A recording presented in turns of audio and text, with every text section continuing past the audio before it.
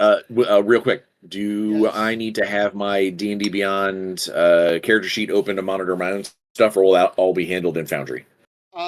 You are responsible for managing your own character sheet. Word. I I can't do everything. I wish I could. Doesn't Foundry also like the integration is still gets wonky sometimes? Yeah, we will we will take care of that as we go along. But for now, we welcome back the internet. Hello, internet. Oh, it's the Welcome back. internet again. Hello. Internet. Be Hello, internet. be not Ooh. alarmed. But yes, welcome. It is now Act 2 of Extra Life Point 5, Part 2, Electric Boogaloo. Um, Yeah. we are, for those of you just tuning in or who are unfamiliar, we are raising money for the Extra Life Foundation. It's a charity that benefits the Children's Miracle Network hospitals, particularly the Ann and Robert H. Lurie Children's Hospital in Chicago. We are currently at, what are we at? We are at $2,465. And our goal this year was 3,000. So we are getting devilishly close to our goal. But we need a little bit of help still, and that's where you all come in. We've got a couple of donation perks and incentives for the game today. First off, if anyone, an audience member, or any of the players, you are allowed to donate yourselves, because I'm a big fan of pay to win. For $5, you can give yourself advantage on your next die roll. For $15, you can give all four players advantage on your next die roll. And finally, just as an overall benchmark, for every $50 that we raise, so our next benchmark will be at 2,500. Uh, I will allow the group, the players, to take a special layer action during a round of combat, should they choose. And those layer actions, depending on the circumstances, could take one of a couple forms. So, without further ado, let us begin. And your adventure does begin. You have received a package. Your adventuring group, who you all have been traveling with for a long time, or perhaps not a very long time, but long enough to be familiar with each other, at least passively.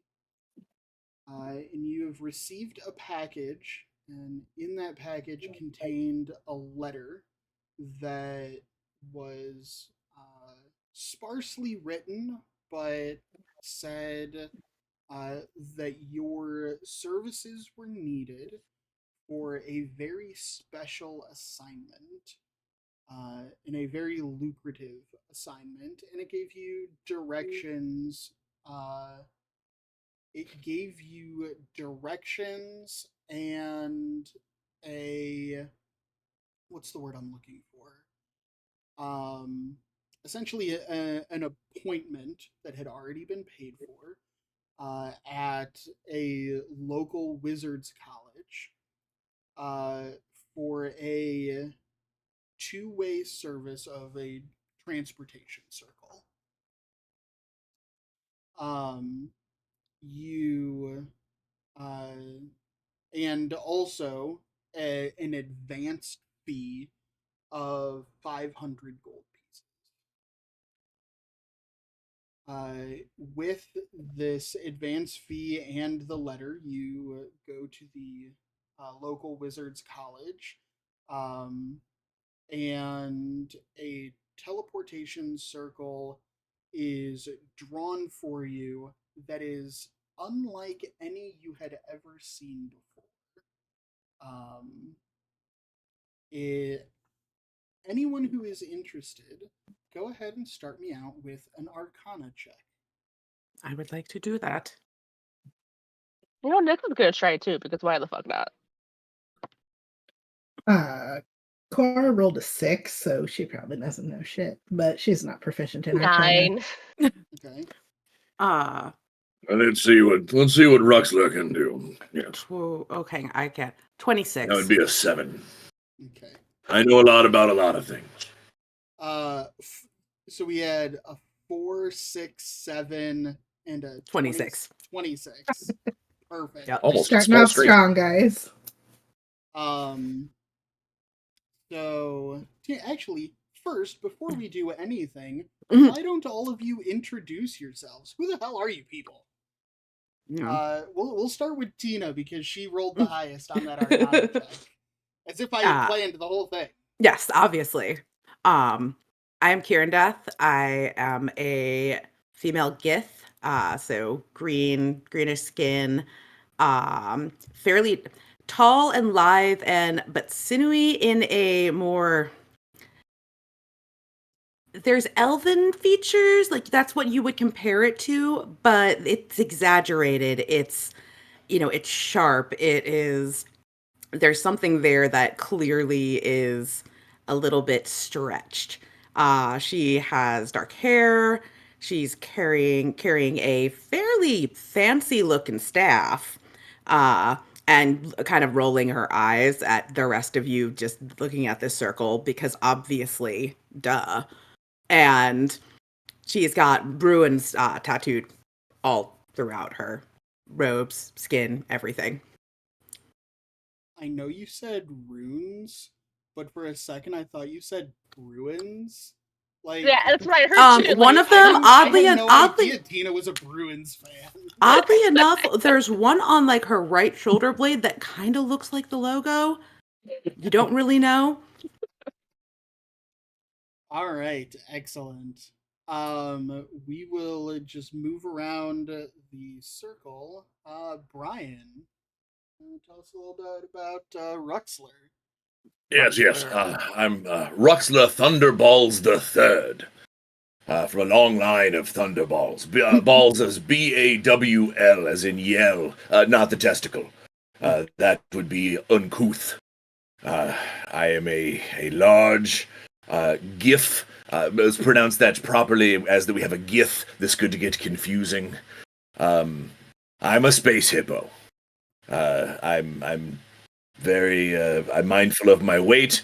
I play one hell of a bagpipe, and I like to think that this nothing goes on without me, at least in spirit.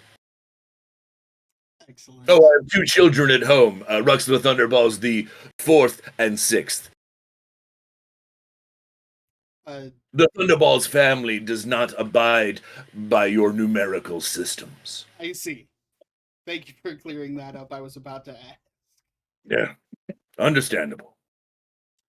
Excellent. Ash, tell us a little bit about Nyx. Nyx of the Ember Claw. She is 5'10", but if you ask her, she'll say she's 6 foot even. You know. She's a barbarian and very, very angry. She likes to write angry poetry on her free time, but she won't share it with anyone. Anyone tries to read her poetry, she'll get mad. Excellent. And last, but certainly not least, Court. Well, unlike the rest of my friends here, I would push my way through their legs, as I am a stout halfling with bright red hair. I don't make the rules, I just follow them. Halflings are gingers. Her name is Cora Oakhand, and she is a squeaky little thing, and with the roll of Kieran Death's eyes, Cora just kind of gives a shrug and says, I'm good at a lot of things, but Arcana's not one of them. And, yes, we know. Well, maybe you won't be so snotty next time you need to be healed when you're fighting something. And she just kind of crosses her arms and runs a thumb over her holy symbol, as she is a grave cleric. Grave cleric. Excellent. All right. So, Kieran, do you prefer your full name or is You can Kira? we can go Okay. by Kira. Okay. My friends here shortened it at some point, and despite my objections, it is has kind. seemed to stick. It is stuck. Yeah, Despite your best that's a lot of efforts. yeah, a lot of Sometimes letters. you have to choose your battles. You know, when you have a scribe, make signs or produce documents, they charge by the letter. So Yeah, it only adds up. makes sense. But you're at this local wizard's college having a teleportation circle drawn to you for this mysterious appointment, and you realize that this particular teleportation circle is far more intricate than almost anything you've ever seen before. uh, this is not going to teleport you to anywhere on the material plane. There's a lot of there are a lot of symbols worked into this circle that you expect, whatever your destination is, you will be going to the astral plane. Okay. So we know we will be going there. You know that that is likely All of your these destination. all of these together basically translate to we're leaving here. Hmm. Yes. How many of you have been to the astral plane before? The Um, what? I might have read about it in a book. How you read. I've sailed many a times. It's old hat. Do we have time to stop for onions and garlic? I do not believe so. Is this thing Oh. activating already? There Your appointment time is drawing relatively short. That to We're at going to have this to deal with. Oh, continue, sir. Sorry. I have no idea what I was about to say. Pip, pip. You may could and- ask one of those folks in this lovely room if they have onions and garlic on hand. Excellent. Everyone knows if you keep 2 cloves of garlic and 1 half-chewed onion under your arm at all times, it keeps away the astral minions.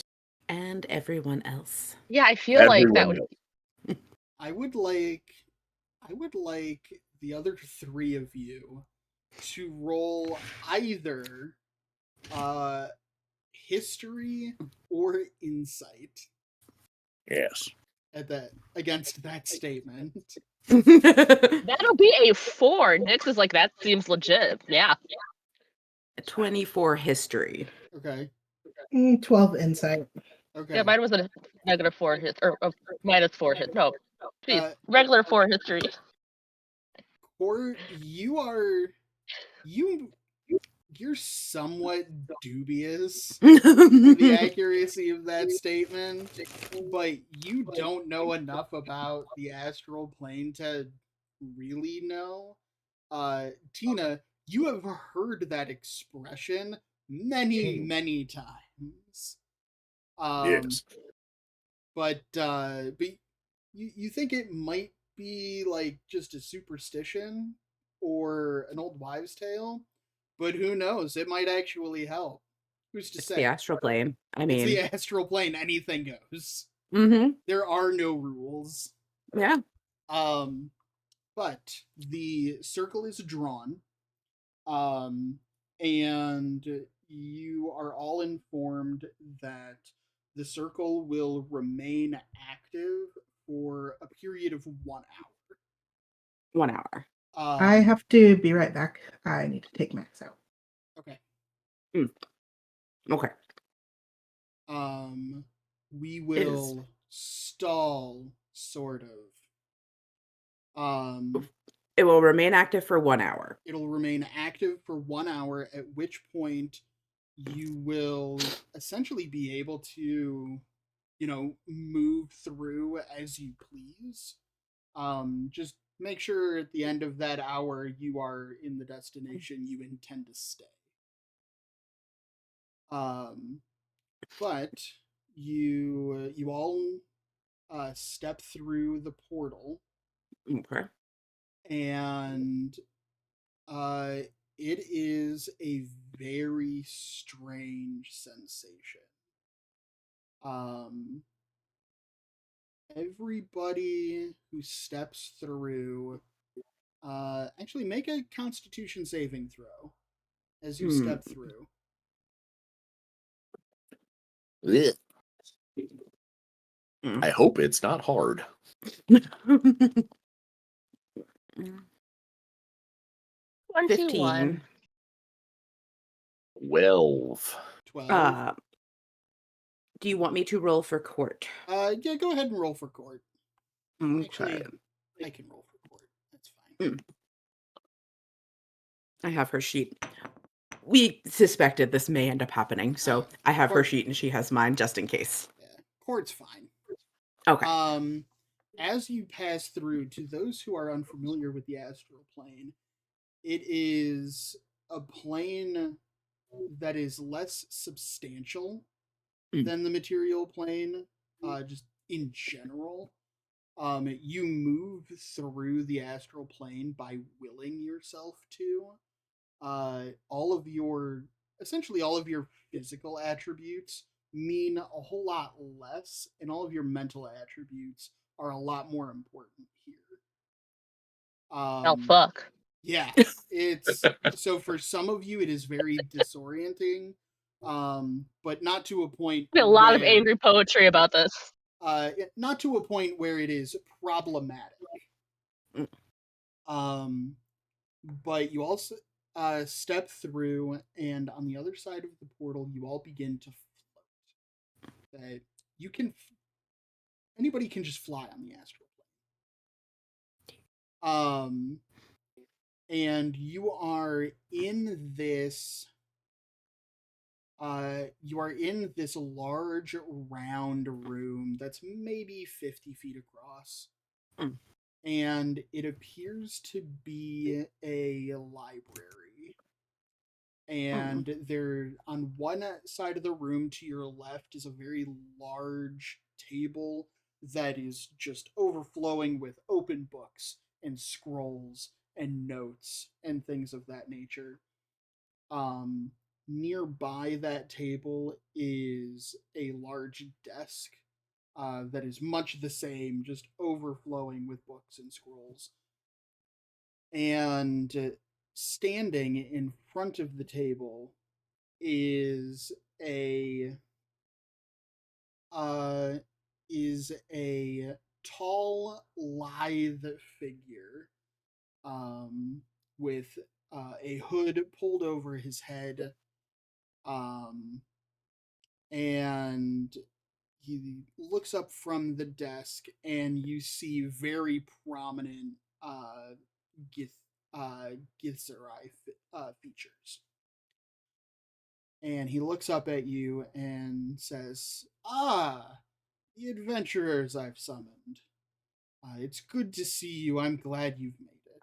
And he pulls down his hood and steps around the desk, um, and stands his full height. And you can see he's probably just over 6 feet. He is tall, especially for a Githzerai. And he says, "I have a very important assignment that I need your help on, and I think the four of you are uniquely qualified to assist me in this." And he turns back to the desk, and he grabs a large book, that's like an encyclopedia sized book, and starts thumbing through it. He opens it to a particular page, and he hands it out to the group for someone to take. I will take it. He hands the book to you, and you're kind of like reading this story or this account as he's explaining it. But there are tales that the Gith tell of a uh, of a particularly powerful wizard whose name has been lost to time, who was able to either craft some powerful artifact or had designed a particular spell. He came into an immense power of some kind. And, um, you know, many scholars and researchers and adventurers have attempted to find this thing. And the way he's explaining all of this to you, it is very reminiscent of explorers and adventurers looking for the Holy Grail, Mm. or they're looking for religious artifacts of that caliber, things that are commonly associated as just pure myth, and that sort of thing. um and he says, and I know what you might be thinking, that this artifact is myth and it's just legend, but I have found something that lends me to believe that it might actually be real. And he turns back to the desk and he thumbs through some papers and he finds this scroll that is almost completely disintegrated. Um, and he points to a particular passage that is almost entirely illegible, but it references uh, it references a great power uh, that the Gith are destined to re-inherit, and it also Hmm. gives a description of the tower, of the wizard's tower, of whoever created it. And the description is, it is described as being in two places at the same time. Ooh. One of those places is somewhere in the astral sea. The other is, uh, he believes, is located somewhere in the Underdark. And he explains, I have tried for many, many decades to find the end in the astral sea. And it has, though I am writhe to admit it, uh, I need assistance from the other end. Mm. I need someone to try and find this tower, the tower's base on the material plane in the Underdark, presumably, so that you can place a beacon that I may find the tower's top in the astral sea. Uh, I can pay very handsomely for this assignment. Should it uh, should it prove successful?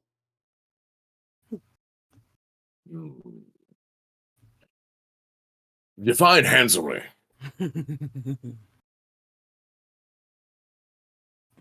Um, he takes a look at you and The very definition of handsome, I understand. he studies your face and your features for just a moment, and then he waves his arm out to the side and reaches down towards the ground and lifts with an open palm.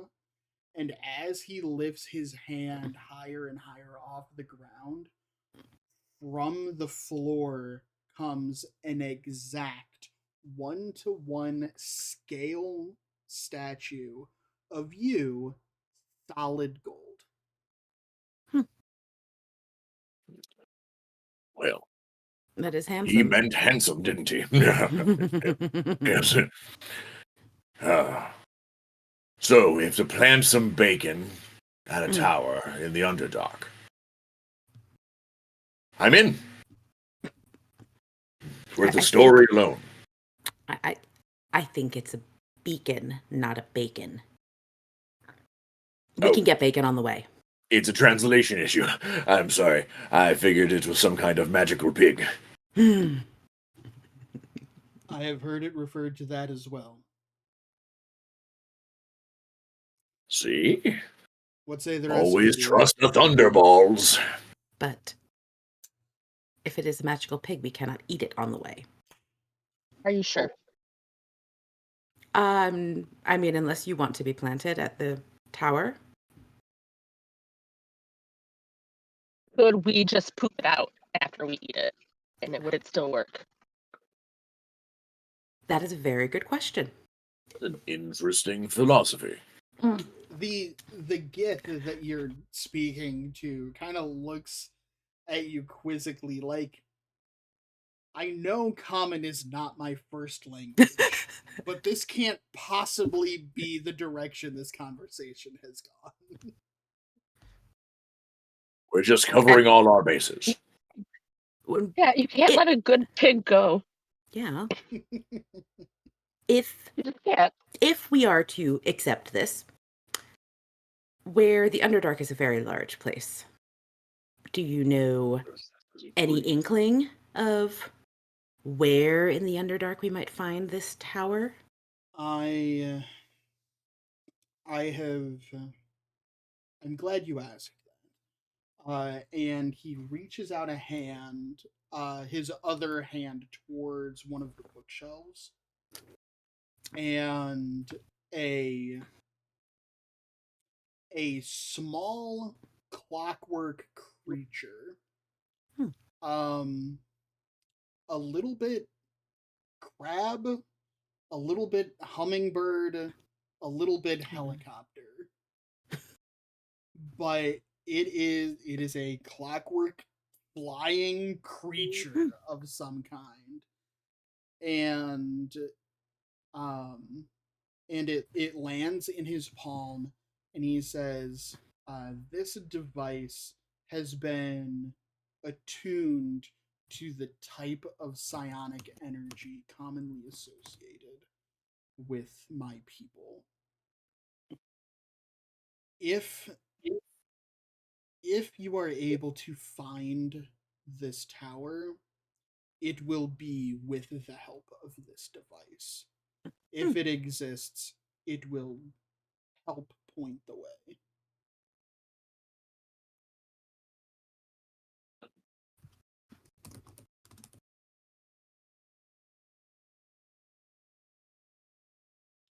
Well,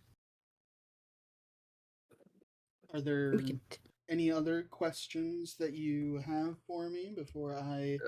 Will you be send sending us to the Underdark, or will we have to find our own entrance?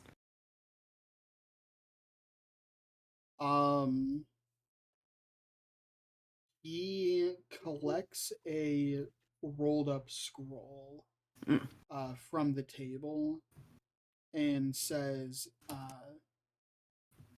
if you follow that portal, that teleportation circle back to the material plane, follow these directions, and that should be a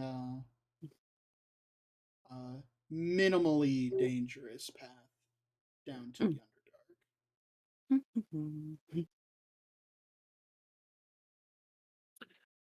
It's like read the directions. It's like, go left at the fourth tree from the left. Yeah.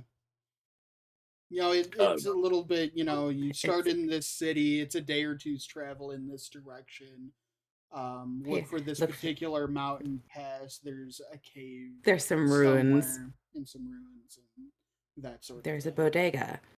Yeah. On the corner. Ask for Jim at the bodega. He will point you the way. Knock 3 times. Yes. Well, okay, so we have... Does the flying gnome crustration have a name? You keep calling it a device, and that feels impersonal.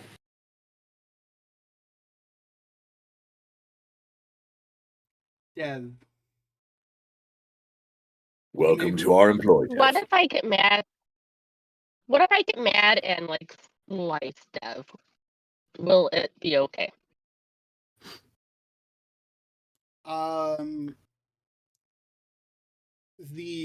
The hooded figure kind of sizes you up a little bit, as you're a barbarian, right? Yeah. It kind of sizes you up a little bit and says, Nick's like stands up straighter. "It would probably be best not to destroy the device."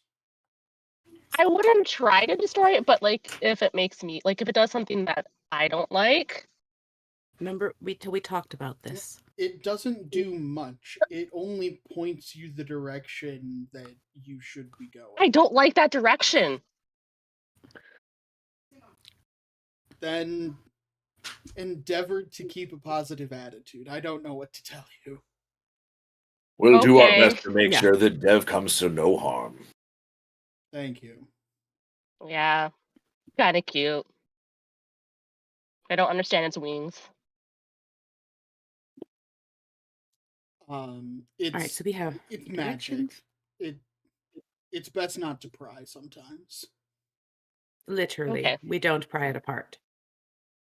What do we call you when we refer I to you? won't. Oh yeah, we never.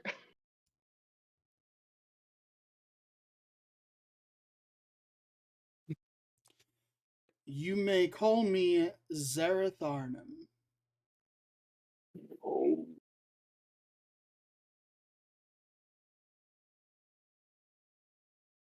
Oh, I would like all of you to make a history check, actually. I was going to ask. history. I am. think Since I can do am a that. Gith. Is this someone a name I would recognize? Tina, you are a Gith. You just I am a said Gith. I'm a Gith. Uh, I'm a Gith Zerai. you can make this check with advantage. Okay. Sorry I about got that. a 19. Ooh, damn. What is my history? +2. That's a 16. Court, the spark notes. You We went through a portal. You went through a teleportation circle. You went Oh, into shit. this large round Right library, away. similar to the office of He Who Remains. Okay. I'm only just realizing that that's pretty much what I just described. And you had a nice conversation with a Githzerai by the name of Zareth Aren. And he has given you a job. There is a wizard's tower that is fabled to hold some like Excalibur, Holy Grail type artifact or power. The tower exists both in the Underdark and the Astral Sea, and you are being tasked to find its base in the Underdark. And you are rolling history to determine whether or not you've ever heard of this guy. All right. Nope. Okay. Rolled a 2. 21. And Brian, what did you get? 16. 16. The two of you have heard the title Zareth. Sort of like a high wizard. And Tina, you unfortunately have never heard of this particular individual. But you do recognize that if he is a Zareth, then he is a Gith of exceeding power and ability. Okay. Oh, and Court, he's also promised, kind of low key promised that in payment you can have literally a solid gold statue of yourself 1-to-1 Mhm. scale model. Excellent. That's the kind of payment we're talking about. Excellent. She is down with that. Excellent. I feel like Right. we must enlarge you before so that we can get a larger statue. Well, I Well- suppose that's one way to do it. It would be unfair. Yours would be half. You would be half the value of everyone else's. All right. True.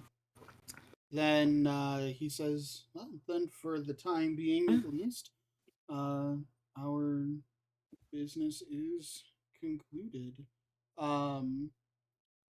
The device or dev will act as the beacon once you have found and made safe the All right.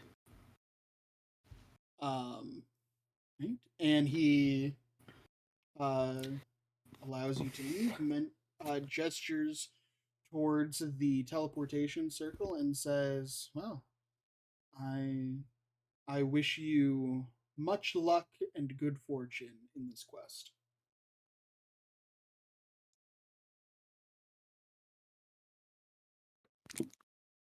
All right.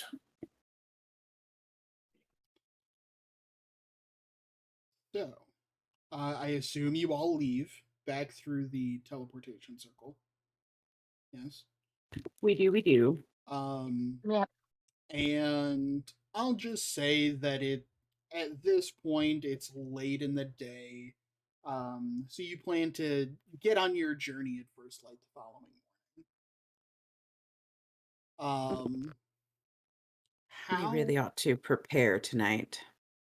Yeah, so if there is anything you would like to do tonight, making sure any spells are correctly prepped, or odds and ends type shopping you'd like to do, we can hand wave Yes. the vast majority of this. But if there is something that your character would normally have or would normally go searching for an assignment such as this, you have that item.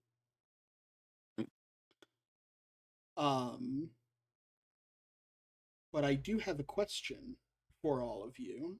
The area that you're in is relatively mountainous. The route that your scroll is asking you to take is starting in the city that you're in, following the coastal road um, through a um, through a dwarven city and into the Underdark from inside the mountains through this dwarven city. Mm. What would be your group's preferred method of travel? How far are we talking? If you were to go on horseback, we're talking maybe a week. Okay. Skyship could probably cut that in half. If you, I will say that this dwarven city is large enough and well traveled enough that at least one of you, has been there. So if you had some kind of teleportation that you could feasibly take advantage of, that could cut the timeline down a little bit as well.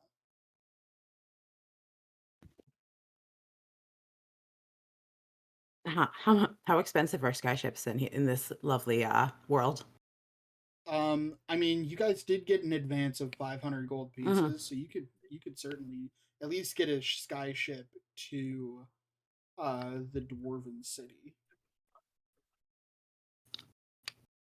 I feel like So that we do might that. That be would the best that would at option. least cut your overall travel time probably in half, from a week down to a couple days. I I don't normally use horses. to spare to spare the poor beast. Yeah, I mean, for someone like Ruxler, it's not riding directly on horseback. You would have uh, a cart and a team of horses. Also, fairly difficult to go through the mountains like that. Mm-hmm. Yeah. All right. Well, we will. So, skyship in the morning. I guess, is there somewhere where we can either inquire, or is there a schedule of when skyship departures are? Um, there is in the city you're in. There is at least one departure every day or so. Okay. Um, but it's not so common that there's regular trips from the city to that city. Mhm. It's going to the sky docks and chartering a ship. So, but you are all able to do that. Um, I'll say it costs you, 50 gold for your group. You're traveling relatively light. You don't have, your Great. entire lives worth of baggage that you're bringing with you and that sort of thing. Are you sure? I mean, your entire life's worth of baggage might not amount to a whole lot if you're the kind who lives light as well. Um, but you are able to charter a sky ship to the dwarven city, and you make your way down into the deep roads in the Underdark from there. And from here, I would like to do a bit of a skill challenge. So, we'll go around and I would like everyone to explain, once you are in the Underdark, what you are doing to try and make progress in keeping the group safe, or keeping the group fed, or otherwise progressing in your quest. So, Brian, we will start with you. And let Well, me know. And let me know what skill you're using. Brian, I know I've never DM'd for you before, but let me know what skill you're using. We're gonna do a couple of rounds of this, but okay. only one person is allowed to use the same skill in each um. So, basically, Ruxler will try to keep everyone feeling like we've got this under control. That obviously this is going to be no big deal. It's not, it's raising raising morale, but in all honesty, it is by absolutely lying to everyone that it is 100% about how this I've done this before, and it's no big deal. And if a spider bites you on your ankle, all you have to do is hold a copper piece in your mouth. Like just constant lies, but in an effort to basically say, the Underdark, everyone thinks it's a scary place. But I assure you, if you know what you're doing, like I've been through a million times, it's tall tales. It is morale through Munchausening. Okay. That in my soul, that feels like either performance or deception. I would gladly use either, but deception. I keep my performance for my bagpipes. So deception is definitely the route. I'm trying to get them to believe that I know what I'm talking about down here. No matter how outlandish and ridiculous. Okay. So go ahead and make a deception check. Can we or can I roll insight on his deception? If you really want to, I will allow it. I just want to see if she can tell that he's bullshitting. That's only a 23. Considering the modifier, that's not a great roll. All right. 15. She's probably half listening. All right. And Brian, I'm sorry, what was your result again? 23. 23. 23 and then 15 insight. Perfect. Um so first and foremost, yeah, totally. You guys got this. You guys have Ruxler. He's a giant space hippo. What could possibly go wrong? So yeah, absolutely. Ash, what are you doing to Um, I was thinking just basic survival. She's gonna look for like tracks and things like that, just to like look around, like boring basic survival. Okay. Is there anything in particular you are looking for or looking to avoid with this survival? Hmm. I like the idea of somebody rolling survival, but I'm trying to narrow Um, it in a little bit. I guess she's looking to avoid like as much as she really likes fighting. I think she kind of wants to avoid that for now. So anything like that would possibly lead to like animals or dangerous like fighting like that. Just she wants to avoid the small stuff that they can just, or Okay. if that makes sense. My brain is kind of cloudy still. No, that's fine. Yeah, Okay. go ahead and roll survival. That will be 17. 17. Yeah, you guys are so first off, you guys are making your way through the Underdark and you are half making your own path and half following Dev.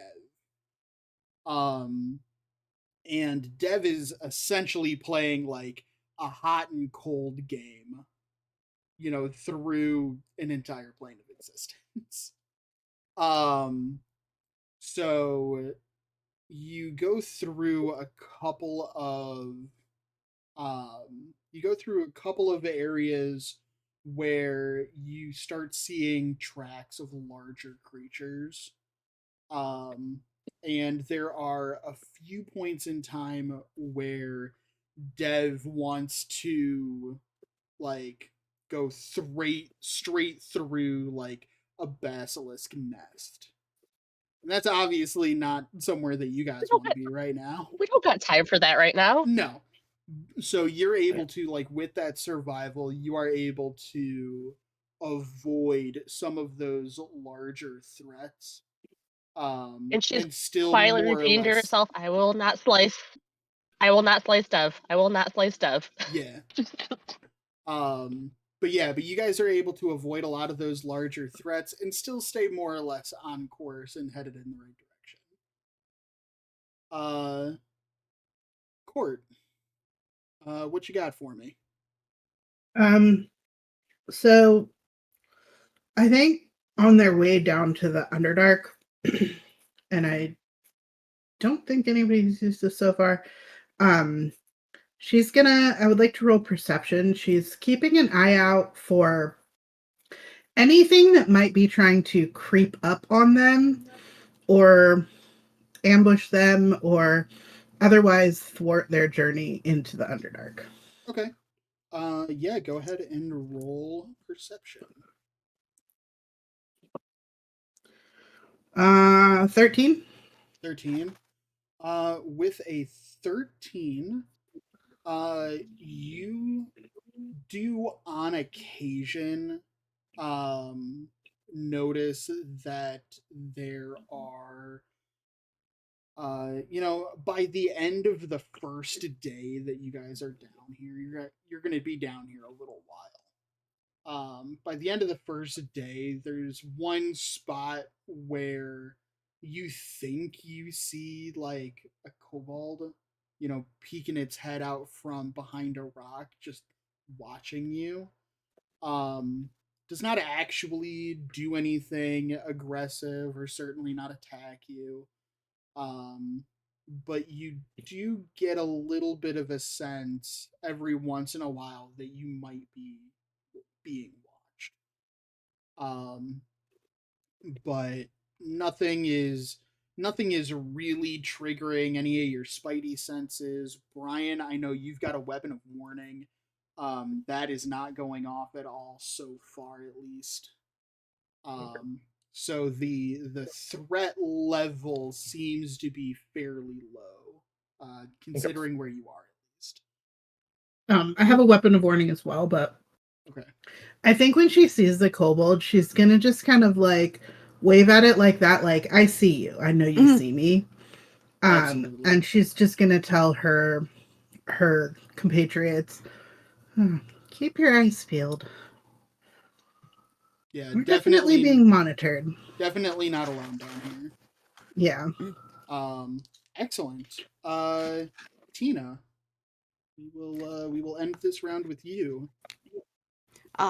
So as Rux is trying to kind of amp everybody up and make sure that we're all feeling confident that we got this, I think that Kira is countering a lot of the stories and knowledge that's coming out with the very academic version. So I want to use nature. Okay. And to kind of maybe fill in some of the details about the things that live in the Underdark so that everyone has a good sense of what we may encounter here and what to keep their eyes out for. Okay. Yeah, go ahead and roll nature.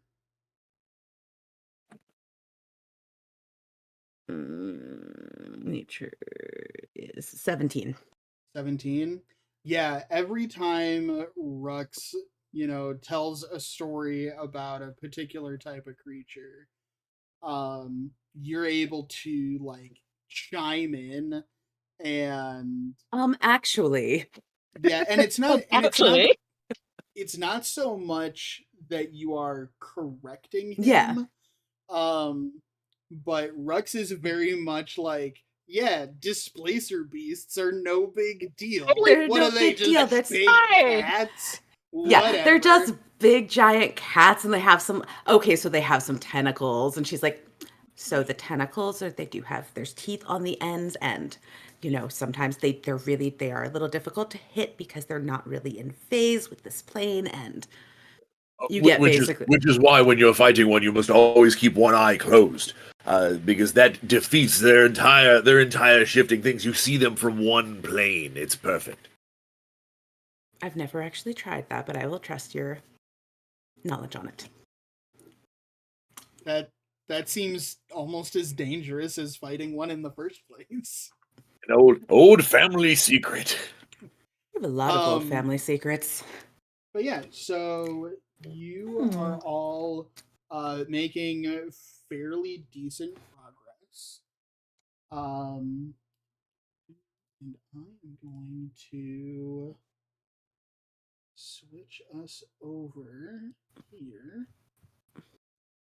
Ooh. Yeah. Ooh, that's pretty. Yeah, that is So, pretty. everyone should be able to see, correct? Yes. Yes. Okay. Uh, Ta-da. you might still be loading in. Oh, there you go. But as you guys continue, um, you begin to see evidence of fighting, of battle. Um, there is remnants of like skeletal and partial skeletal remains of a variety of different beasts and creatures, humanoids among them of various types. Um, as you continue, some of this stuff gets a little bit more common, a little bit more prominent, um, and all of it looking very ancient, none of it recent. Um, and you turn one corner out of one cavern, and you are met with a type of I'll call it a hovel or tent, the remnants of one at least. And I would like everyone to roll either Arcana or History. Tina, I will allow you to make this check with advantage as well. Oh, I'm sorry, can you repeat that? Arcana or History check. Jesus.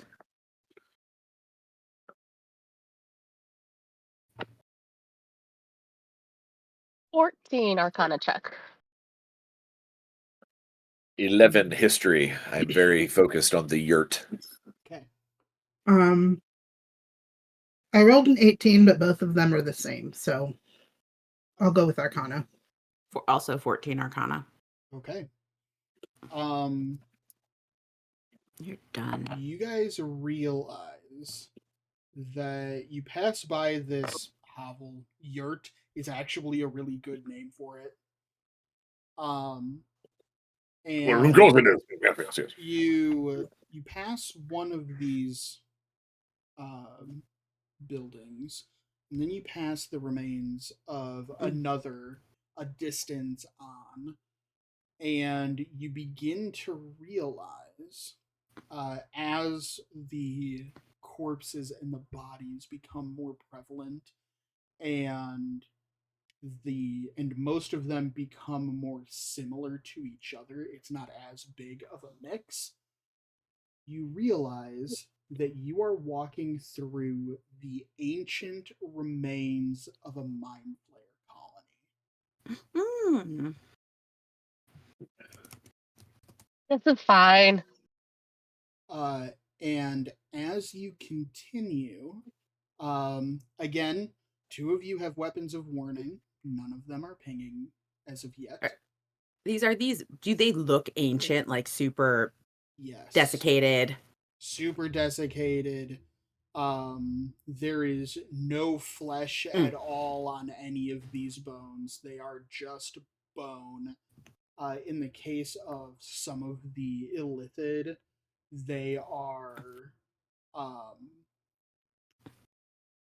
the skull of an illithid doesn't actually extend past its maw or beak, whatever a mind flayer has underneath those tentacles. But a mind flayer does not actually have like a skull cap, like a human or a dwarf or some other kind of humanoid would. So when you see those corpses, they are collarbone, neck, and essentially just like mouth, and that's Don't it like to it. their skull. But all of these corpses are it's bone and rags at this point, and nothing else. And as you travel through this ancient, destroyed, desiccated colony, you come to uh, a small wooden bridge that passes over what at first you think seems to be a river. And I would like everyone to make a perception check. Just to remind you, I donated $100 at the start of this. Oh. So Sam reminded me that we all get 6 advantages. Plus we have 2 more to share, and then we have 2 layer actions. All right. I missed that. So thank you very much for reminding me.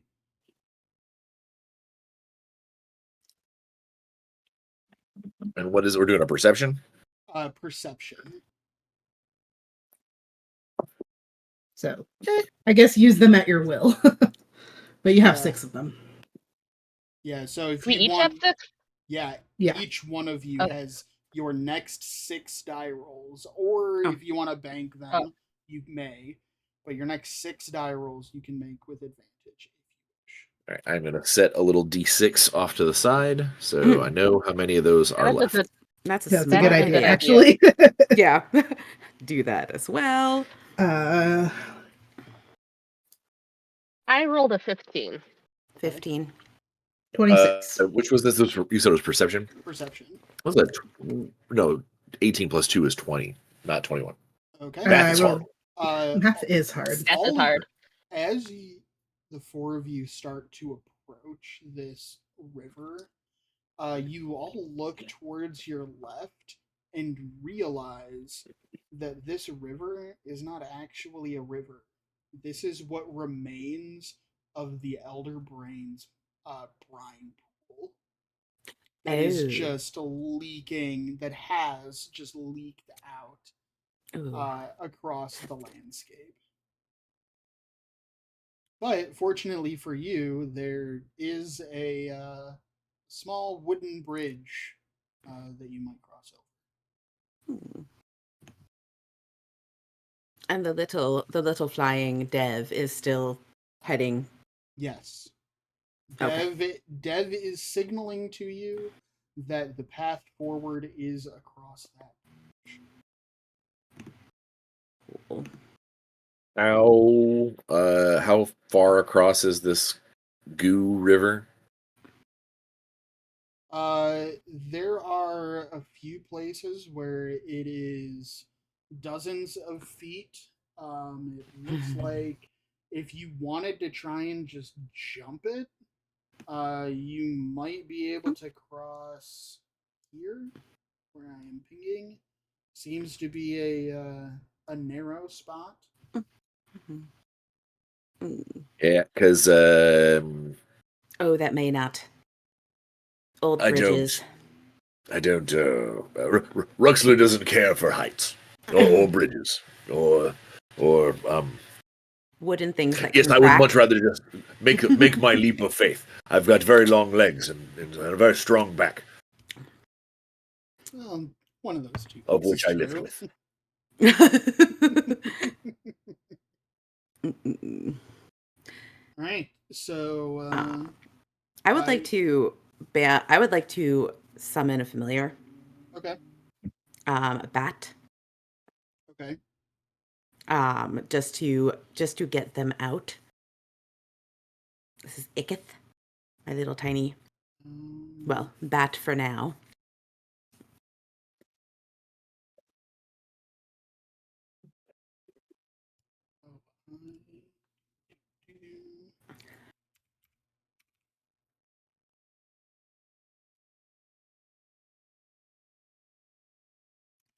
Okay. Mm-mm. What can I am struggling to pull this map down Oh yeah, I had some. with the trackpad. Oh, yeah. I got I it. ran Woohoo! into it as well. Okay, I got it. There we go. I can see the top now. Don't know what I did, but now I can see it. So there is a tiny little bat. Tiny little bat. Aww. Where are you? Oh, tiny little bat. Wonderful. Before we cross the bridge and ferry old brine pool, I would like to send Ikith ahead. Okay. I would say probably max distance, so up to maybe 90 feet. Okay. And you go into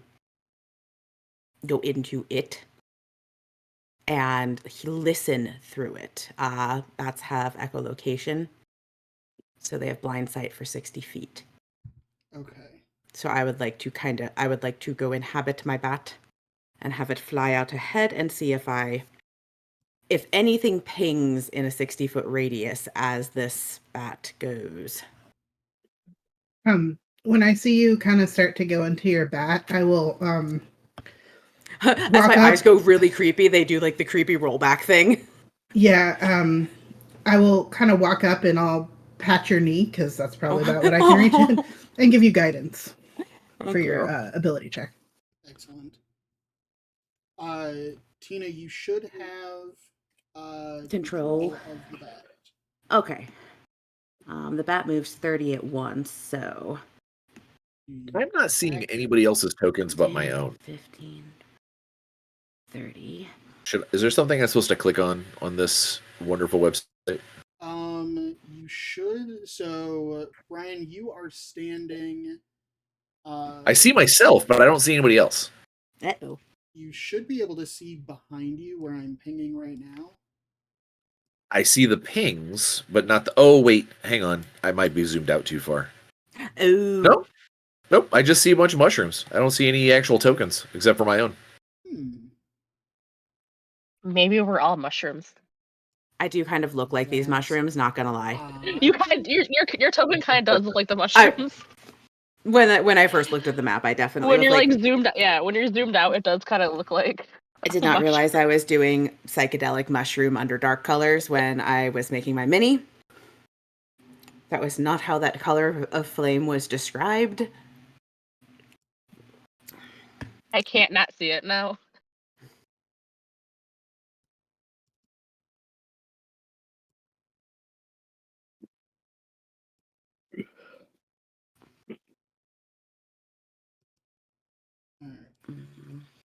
I'm not entirely sure how to fix that, but I did try to update.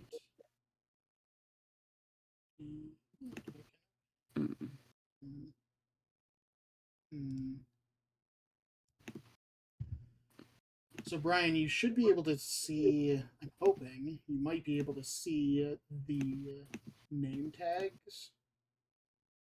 Yeah, I see where their mouse is running around, but nothing else.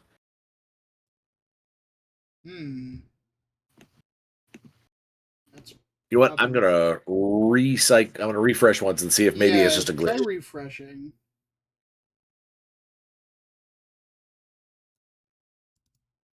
And no, that's still everybody the same. Weird.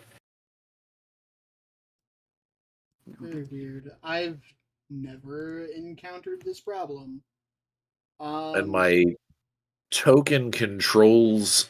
For everybody else who's looking at Foundry, my token controls little outline thing is currently like orange. Like I've got an orange wrap around my little token control thing. Yeah. Do you have that as well? Yes, Yep. I do. Okay. Let me see. But it won't let me actually click on token control. I think my Foundry is best. Foundried. Foundried Let me try that. Oh, wait a minute. Can you see there should be 3 people? I do. I now see people. Okay, we're good. Yeah. Because there is lighting and vision distance. So I'm thinking that Which might have been is possible. I don't have dark vision. So it is possible that I would have too far away. So you might have just been too far away or they were in shadow. Okay. All right. Okay, all right. In that case, if you come back closer, she is going to tap on. Are you carrying like a staff or a weapon or anything like that?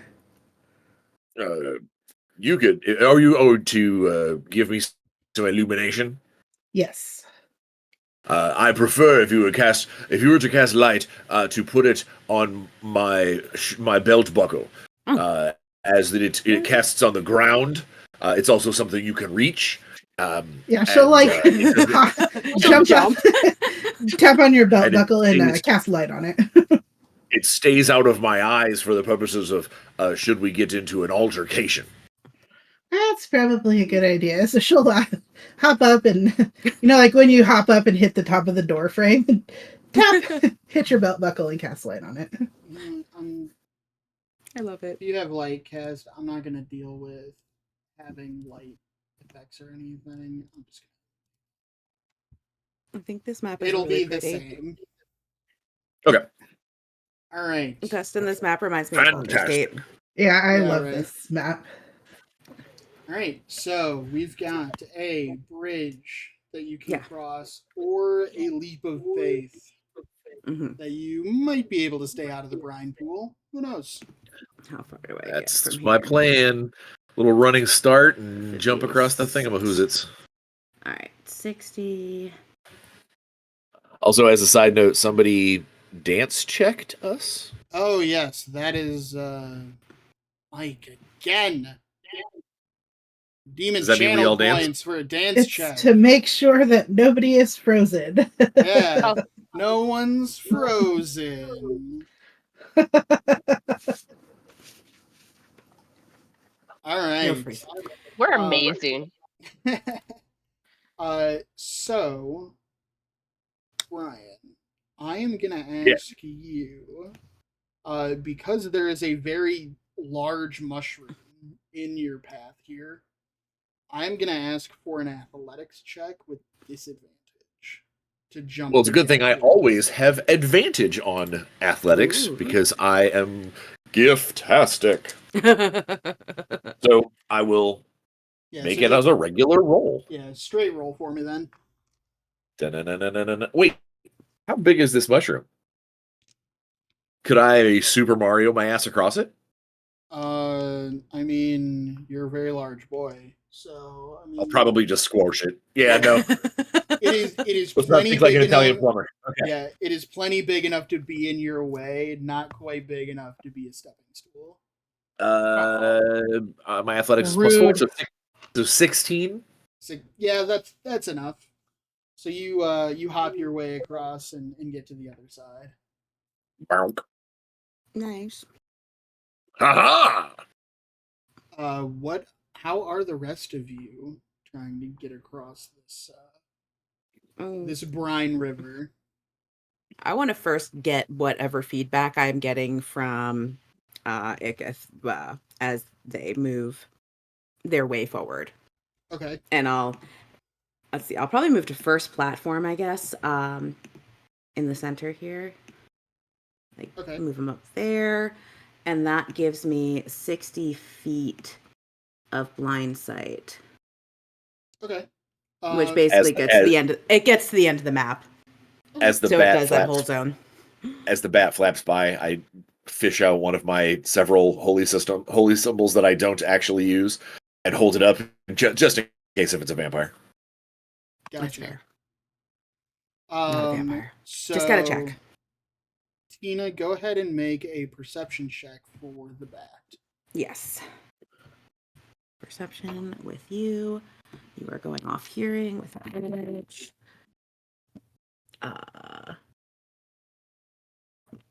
And night. It's not bad for the bat. Bat. What is your perception? Is only +1. So, Miss Jackson. It's Jackson. Excellent. You do not see anything out of the ordinary or anything that might cause concern. Nothing beyond. I mean, Nothing that shouldn't be. Basically, it's mostly for things that shouldn't be there. Things that would ping that perhaps we're not seeing. yeah, you don't see anything out of the ordinary. Nothing that causes any concern. Ryan. Okay. Yes. Once you jump across, your what do you have? A pistol of warning. Correct. Your you begin to smell gunpowder.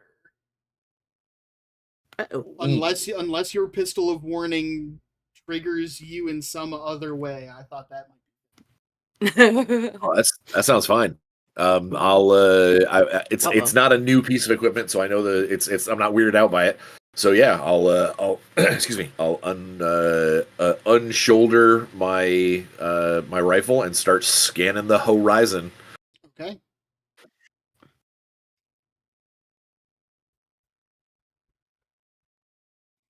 All right, what are the rest of you doing? Nick is feeling FOMO, so she doesn't want to use the bridge now. She wants to jump across Okay. because, I mean, that looks like fun. Okay. No, it So does. that It really is what doesn't. she's going to do. Let me step out of your way. Boop. So what should I roll? I would like for you to roll a an athletics check with disadvantage because that mushroom is in your way. Okay. Oh no! A -1. Or not a -1. Oh my god. A natural 1 plus 8, but I got a natural 1. Natural Uh-oh. 1. Okay. Natty 1. I don't. Oh no. You. Splorf. Oh, it's worse than that.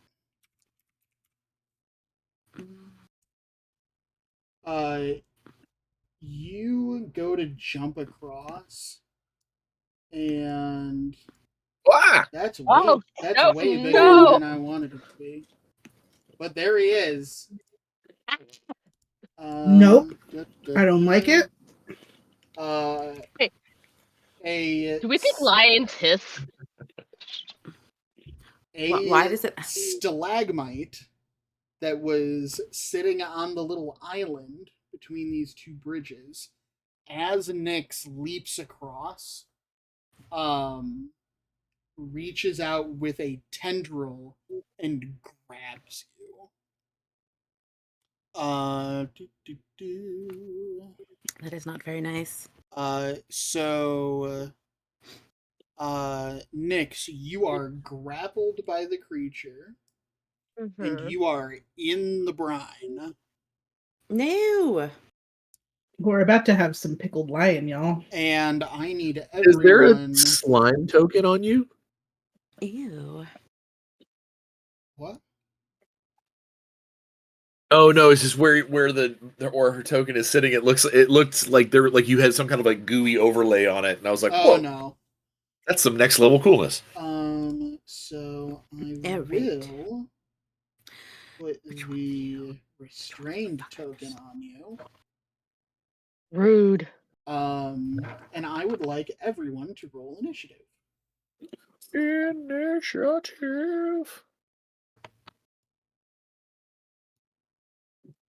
Mm.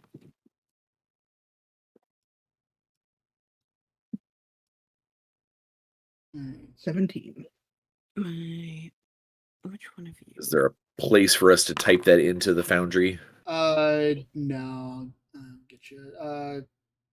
Court, what did you get? 17. 17. Rux, what was your 22. Did you, Corey? Did you remember the bonus from your weapon of warning? Yeah. Okay. Nyx, what was your initiative? 15. Said 15. 16. 16. And Tina. 18. 18. Excellent. All right, Rux, you are first. Yeah. So it's I only see the one. Then there's the little bat, but the bat is a friend.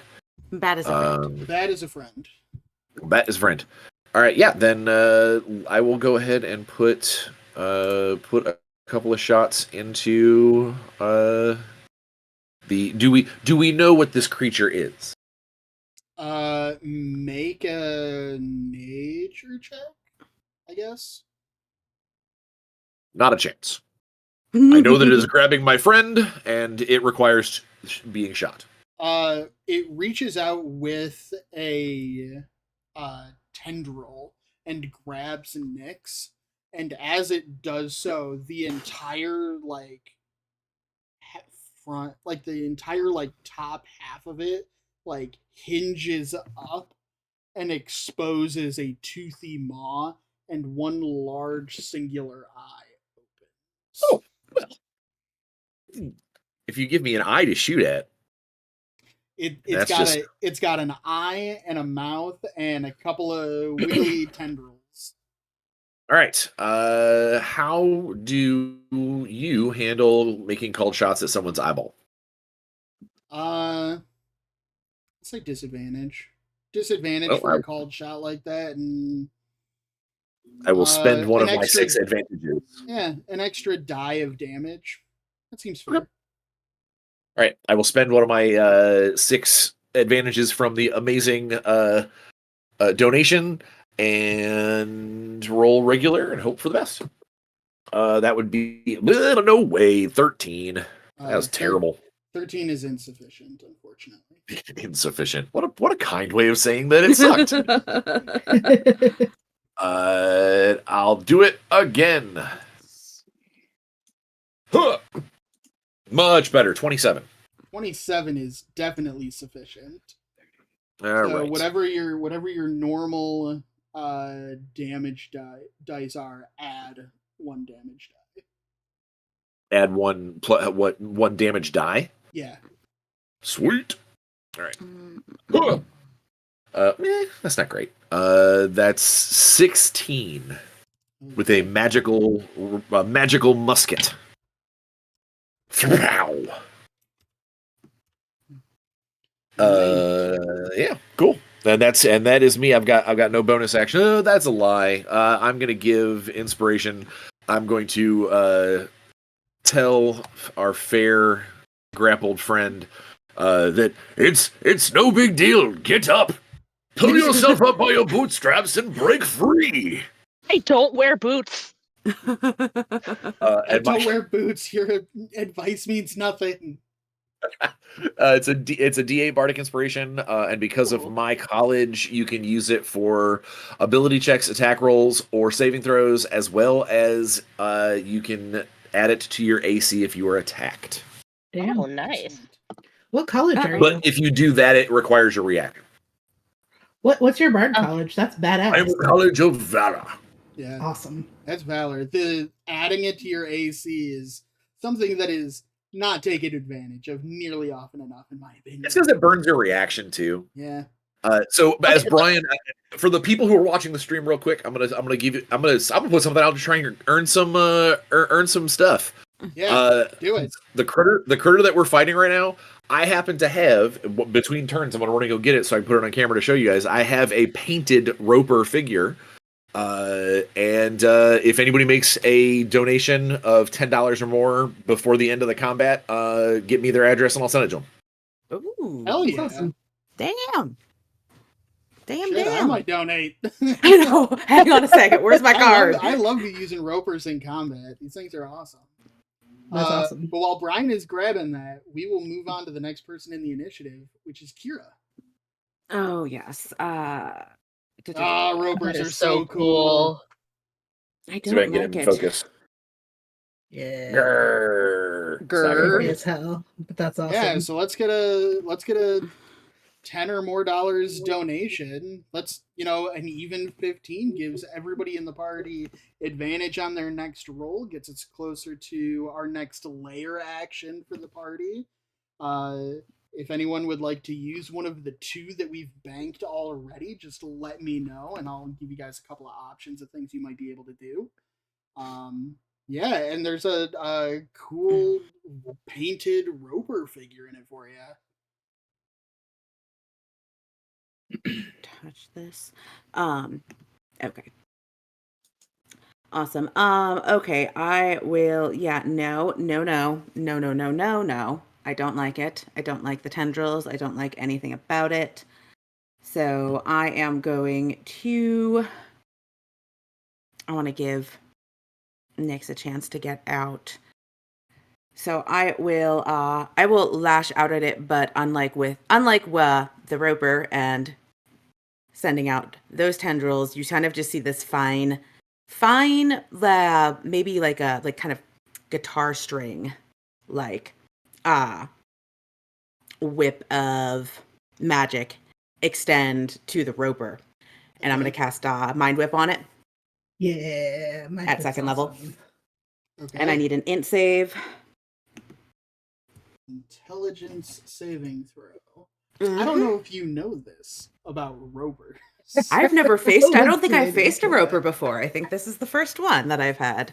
I don't know if you know this about Ropers, but even they are capable of rolling really high on a d20.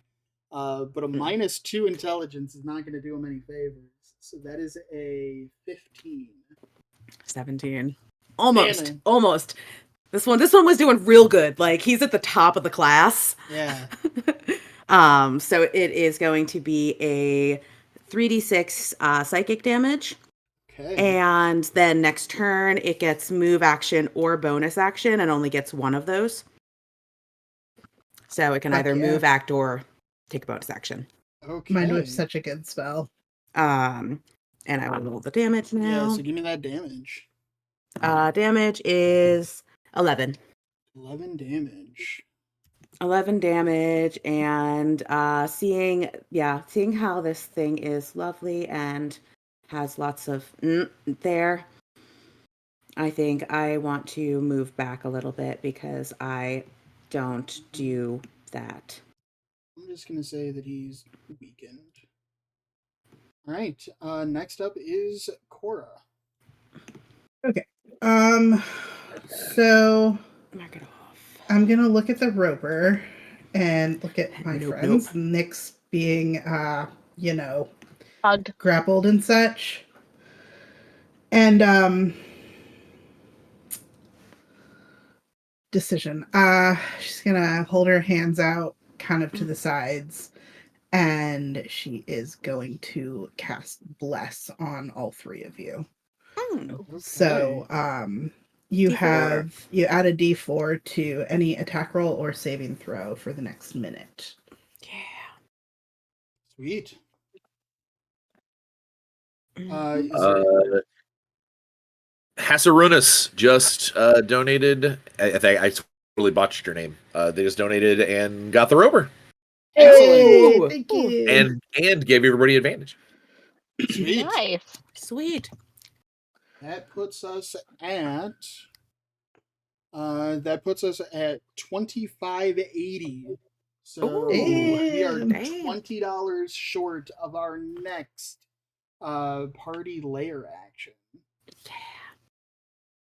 All right, I'm just gonna move slightly, and then Mhm. I can. Let's see. Bonus action. I can't cast spiritual weapon as a bonus action, right? Because it's a leveled spell. Am I remembering that And you already correctly? cast a bless. So Yeah. you can do two things, but one of those things has to be a cantrip. All right. I do not have anything else. I moved slightly, and that was my action, movement, and no bonus action for now. So that is my turn. Okay.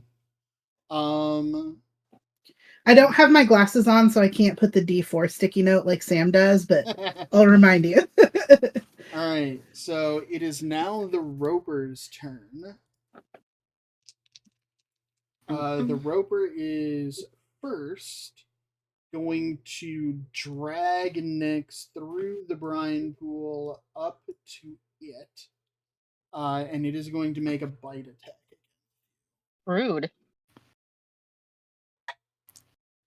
And it just gets the one That is a action. 13. Miss. Okay.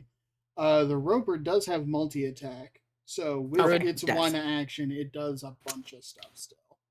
Okay. It is then going to make tendril attacks against all three of the rest of you. So we'll do Ruxler first. That is a natural 2. I don't think I could add just about anything to that to make it hit. Then we will try and get Cora. That is a 19. Yep, To that hit. hits. All right. So Cora, you are restrained. And finally, Kira. That is a 15 to hit. I'll shield. Okay. That's one. All right. And the Roper is no longer affected by the thing. That brings us to Nyx. Nyx. Nyx, while you are grappled, you are restrained and have disadvantage on strength checks and strength saving throws. Okay. And you can spend your action to try to escape. I will say either athletics or acrobatics. The DC is 15 to escape the Okay. tendril. You have Um. advantage plus a d4, so. Yeah, And I think you have inspiration as well. Okay. Yeah. So I'm going to try to escape with an athletics roll. Okay. Um, You would have disadvantage on strength checks, but that is canceled by the donation of advantage. So that would be a straight roll plus your d4 for plus. okay. All right.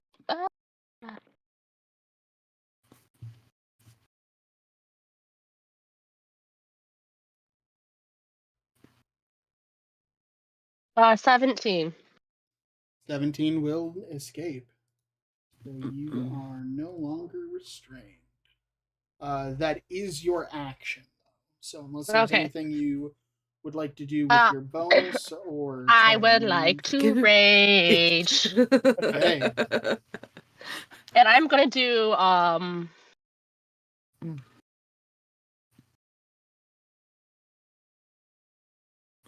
form of the, with the tail. Form of the beast with the tail for my rage. Okay. So wait, if she would have raged before the check, would that have canceled out the disadvantage and then she could have had advantage on it? No. Really? If you have advantage from multiple sources, you just It have only counts as advantage. And if you have gotcha. disadvantage from multiple sources, it's just disadvantage. And if you have Gotcha. advantage and disadvantage, they just wash. No stacking, unfortunately. No, you don't Rude. stack them. All right. So that is Nyx's turn. Back up to the top with Ruxler. Yes, well, my friend is not yet free, or yes, is freed. Nyx has been freed, but now Cora is restrained by a tendril. Well, So now it's just a different friend. sad. I freed myself without bootstraps, by the way. Excellent. Glad you have manifested those bootstraps. Not the Yeah, boots, so just the straps. just the straps. Yeah, all right. So the roper is within range. I will cast a dissonant whispers at third level, so I'll do that. He has to make a wisdom save at 15. And my verbal component is Wisdom saving throw DC 15. I'm trying to imagine the Unfortunately, that is a whispers. natural 20. Okay, so he'll take half of this. I'm going to use the D&D Beyond dice roller because I don't have all my D6s out and I'm using one of them. So, boop. That's garbage. He takes 4 psychic damage and does not have to run away. Oh. 4. All right. Man, that was terrible. So that was my regular action. My bonus action. Yeah, I think I'm probably just going to move over a little bit as movement. Yeah, I don't really have it. I don't have a decent bonus action for this turn. So, someone else continue. At initiative count 20, if you would like, you have the option to trigger a layer action. I will say that you can either end one effect on one party member, or one of the spellcasters can cast a free spell that they have known / prepared for free, no spell slot required.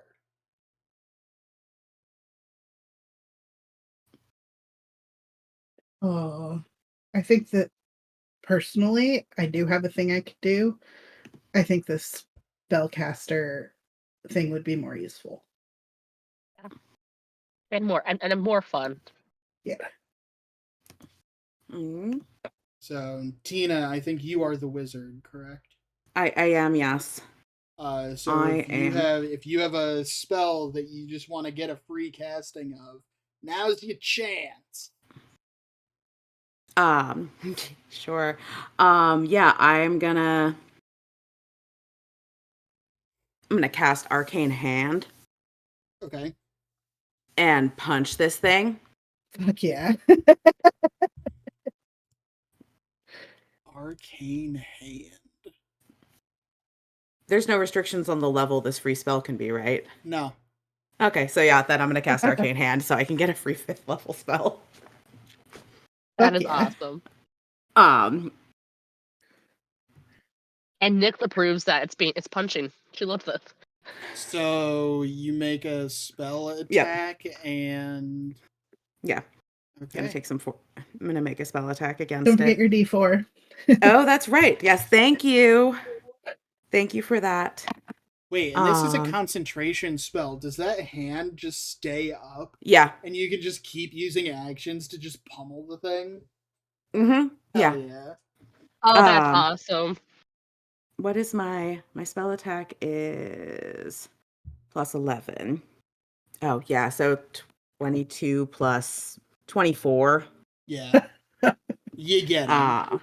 Yeah. So, yeah, you just it's as if suddenly like the air punches this thing because there really isn't. It's just this translucent sort of kind of like heat mirages appears and then just into it. Yeah. And since I hit it, I also can use where is it? I can also use the gravity well and push it 5 feet. Okay. And just make sure it does not get a save. Make sure it doesn't get a save. It does not get a save. No save, you just push him. Yeah, no save. We just push him 5 feet. So I'm gonna push him 5 feet back from Nyx. So onto this portion of the thing. Like Yeah. here? Yeah, just 5 feet out so that Nyx is no longer right next to him. And Okay. for 48 force damage. And deep in the cavern, push it starts playing in the background. Cora, you are 8, next. 6, 12, 20. Jesus, that was a really good roll. 28 force damage. 28. Yeah. This thing is not doing well. So that is Kira's turn. Cora, it is your turn next. So I am restrained, correct? That is correct. I would like to Misty Step out of said restraint. Okay. And Yeah, I'm yeah, gonna you would. Misty Step to just this spot right here. Okay. All right. I will let That you keeps move first and then. Yeah, that keeps everybody in my range. And then that's my action. Misty Step is a bonus action. So you still have your action. Yeah. Even Yep. better. Okay. Even better. I usually play a rogue. This is a lot of spells. I'm going to, since Misty Step is a second level spell, I'm gonna turn around and Sacred Flame the Ripper. Yeah. Okay. Sacred Flame. I need a saving throw. If I remember Yes, correctly. it is a dex save, 19.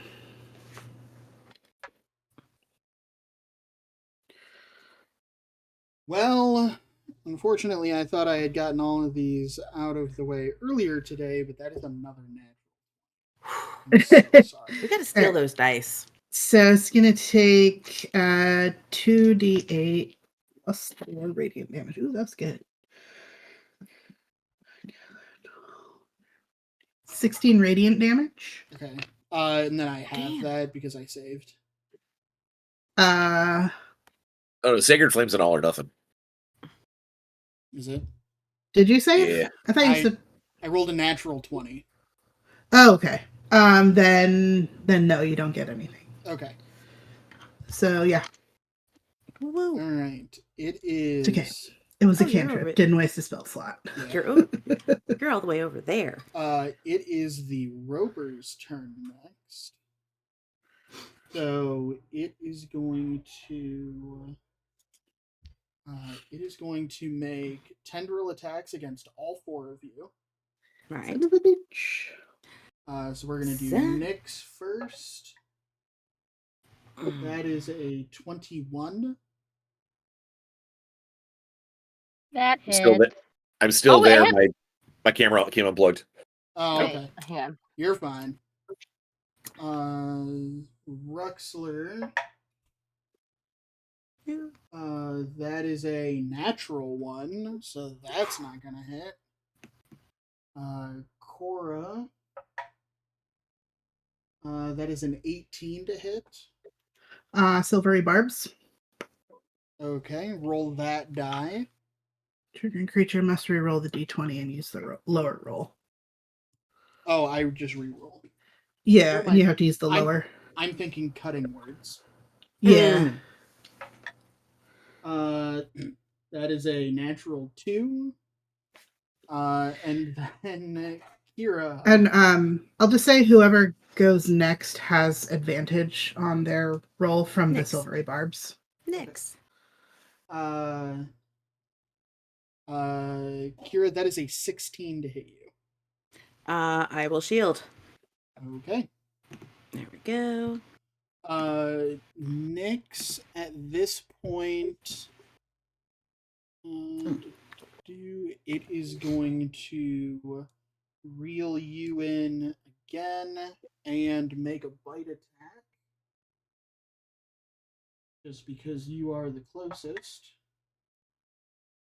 And that is a dirty 20. to hit. That hits. Okay. Where did the bat go? Right, in the same space as Nyx, I believe. Oh, okay. Yeah. Yep. I was just wondering. It's tiny. So small. Alright. So small. If If it dies, it dies. Nyx. It's only got 1 hit point now. Kira's not exactly that attached to it. Nyx, you get bitten and you take 23 points of damage. God dang. Youch. This thing is like all mouth. Ugh. Yeah, I don't Uh, like it because of that. Why does but- it have a mouth in its mouth? That is its turn. Is that piercing damage though? That is. Yeah, it is piercing damage. You So are attack. raging, so you have. Oh. So that is 11. Okay. Sorry, I just remembered she was raging. No, it is a team effort, and you guys keep. My me bad, yeah. honest. My first time playing a barbarian too, so sorry, I forgot. Oh, my voice! And Nyx, it is now your turn. You are Am I restrained. grappled again? Or I'm restrained again? Yeah, Okay. you are restrained, so your speed is 0. Your attack rolls have disadvantage, and attack rolls against you have advantage. And you Okay. have disadvantage on dexterity saving throws.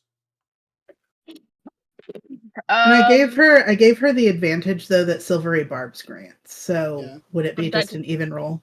Yeah, so if you wanted to make an attack, even though you're restrained, you can just make a straight roll. Yeah, I'm gonna use my tail since it's a weapon now, and I'm gonna attack with my tail. Okay. I'm just like picturing your tail with like a knife like It does, strapped yeah, and it to like it or elongs. something. Yeah, just.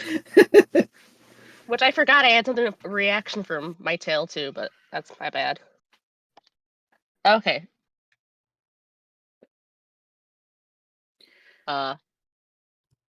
It's actually you would have advantage on the next attack roll, ability check, or saving throw. So, however you want to do it. Well, I'm gonna use it to cancel out the disadvantage. Yeah. 21 to hit. 21 does hit. Fuck yeah. Perfect. Okay, and then it is that. That'll be 5 damage. Okay. No, wait, I lied. 9 damage. I forgot the +4. Did you also include your +2 rage damage? No, I didn't know that. No, I And did actually, not. at this level, it might be even higher than that. Oh, crap. Let me look. Panic. Oh, +3. So, 3 rage damage. yeah, so We're just gonna nickel and dime this thing to death. I was saying, while we're doing it, you still have my D8 inspiration that you want to throw an extra D8. I Oh, want to yeah. do that too. Okay, Before so we that finish is up, 5,000 there cuts. exists. Yeah. that's an additional 4 with that D8. Okay. So what was that? So it's 3 plus 4. I'm tallying it up. So we're Okay. good. Okay, cool. Hell yeah. All right. Death by 1,000 paper cuts on this guy. You should be able to have an extra attack. Yeah, we do. Yeah. And I'm pretty sure you still have donation advantages. Right? Yeah, I do. So I'm gonna use one of those. So you can use another one of those to cancel out the restrain. Okay, so that'll be 12 to hit. 12. That is insufficient, unfortunately. That's what You still have a D4 Oh, A shit. D4 won't because help you're either. blessed. Okay. Okay. A Okay, D4 's never not mind gonna then. Fine then, be that way. I can only do so much for you guys. Damn it. Well, I appreciate it. So Nyx, that is the end of your turn. Unless you have a bonus action. No, I don't think I've. Actually, I'm going to do Daunting Roar. Okay. Oh.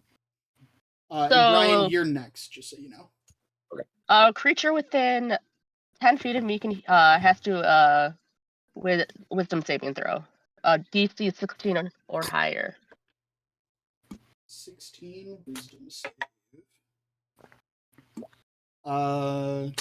No.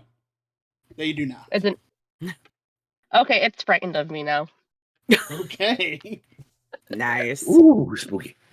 Awesome. All right. The frightened where it has to like run away from you. If it moves, it must move away, and it has disadvantage on attack rolls against the creature that it is frightened And it's frightened of me until my next turn, the end of my next turn. of. Okay. It says. Does that mean it Right. has to like drop her? I feel like that'd be confusing to a roper. Like it's trying to run away, but it just can't get further. All right. Brian, what you got? All right. This We'll thing take. does not look good, so put it out of its misery. Just gonna take a couple musket shots. Yeah. Don't forget to add your that D4. is a crit. That is a full 20. Ooh. Yeah. 30 to hit if we want to get fancy. So Brian, Always I don't know how fancy. familiar you are with crits on Nerd House. Take your base damage, Yep. max that, and then roll. Okay, so 18 plus another 9. 27.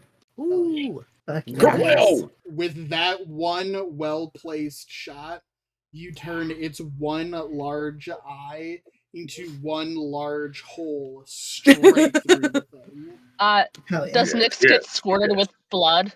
She's like right there. Yeah, you are covered in blood and debris and viscera, and it's very gross. I didn't even do And it. It's very gross and very satisfying. Yes.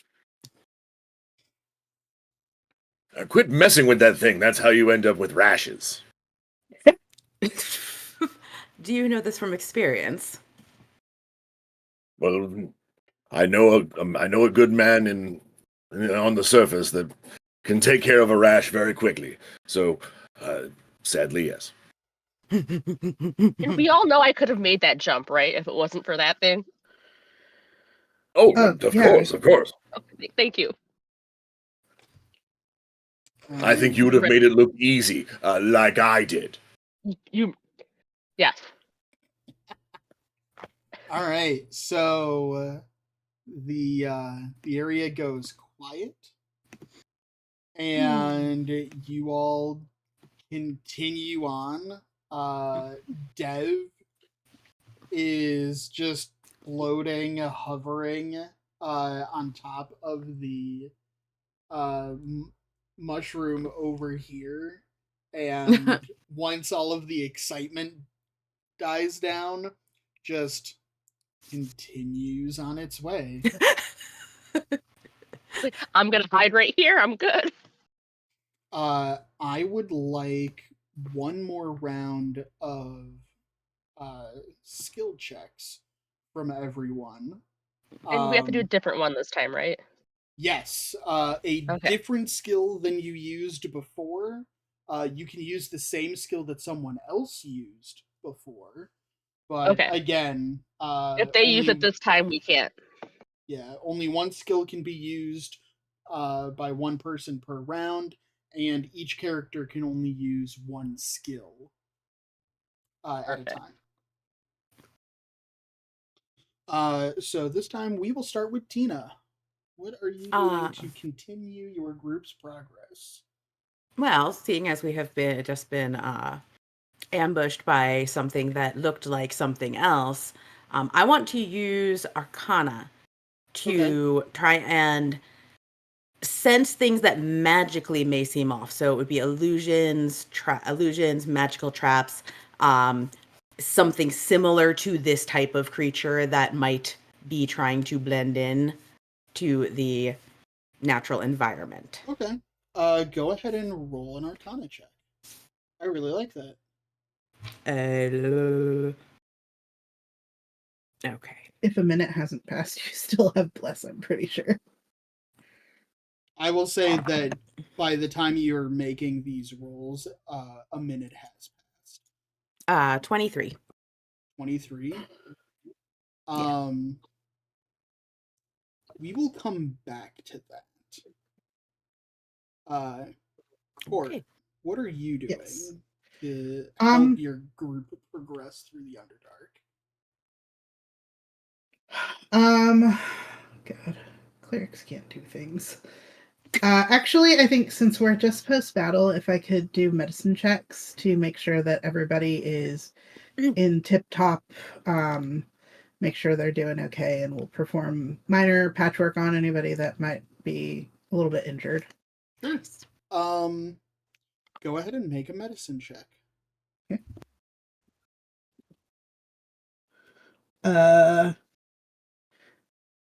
26. Math is hard, guys. Math is hard. As you guys are walking, I know this is not typically how this skill actually works, but I don't care. I'm the DM. I'm God. As you guys are walking, if I'm not mistaken, Nyx is the only one who took any hits. Yeah, she's got some owies. I will say that you said a 26. Yeah. I will say that among the entire group, I will let you determine this. Your group can get divide up 16 temporary hit points to the group, including yourself if you wish. I'll divide that evenly and give everybody 4. You count me out. You three can handle this on your own, or better yet, divide it evenly and give my portion to Dev. Actually, I think that I will give the extra 4 to our squishy wizard friend, so you can have 8, and then Okay. Ash and I will each take 4. Okay. What are you trying to say? I That mean, my hit points are like 20 lower than everyone else's? just I know mage panties only do so much. I didn't put them on today. Yeah, Going so commando. you're going commando. Yep. All right. I'll be right back. Nyx, what are you doing to contribute to the group's progress? Is there anything like she could climb up and just kind of get a higher view of things. I want to do like a athletics check and like climb up and just. She just wants to climb like a cat. Make a. So I will let you do this. I would also like you to make a. I guess it's kind of asking for two things, isn't it? Like, Yeah, make a perception check for free, unrelated to the skill challenge. okay, so do the athletics first. No, No. no, make a not perception. Make a straight wisdom check first. Okay, first. 12. 12. You do see as you guys are traveling around that there are plenty of like rock outcroppings and things like that that you can climb up to try and get a better vantage point. And you're about to climb one, and you stop yourself because you were just attacked by a rock outcropping that looked very similar to this, but this one's a lot bigger. It's just backs up slowly. um you do find a different not so similar looking rock outcropping that you think might be safer or at least less dubious looking. And you can climb up that one. So go ahead and make an athletics check and then make a perception check. 12 for athletics. Okay. And then 7 for perception. Okay. Your dark vision only extends a certain range. So being up higher doesn't actually give you a whole lot else to go off of. It doesn't actually end up being very helpful to you, unfortunately. Rude. But you succeed in that you were able to try that. She's happy with herself, honestly. Yeah. That leaves us with Brian. I would like to use my tool proficiency to brew a nice cuppa along the way. Okay. Yeah. All right. Go ahead and make. I will consider this a dexterity based skill Yes. because you're I have very dexterous hippo fingers. It's a 15. Oh, plus my proficiency bonus, so that would be an 18. 18. Yeah. Yeah. Pinky's out, ladies. Do I have a pinky? Do I claw? mean, your last finger is always the pinky. No matter what. Yeah. No matter what. Um. I'm going to think of that the next time I eat crab claws. Yeah. But yeah, I mean, even though you're walking and you're doing this while walking, through the Underdark, very uneven terrain. Somehow you are expertly able to brew a cuppa. And everybody gets What's an adventure without the finery? yes. And with that we come back to Tina. Tina, what did you get on that Arcana check? 26. 26. So you are, for lack of a better, Star Wars themed word for it, you essentially reach out with the Force, and you try to kind of attune yourself to just the ambient magical energies of the area. And you start to get a sense of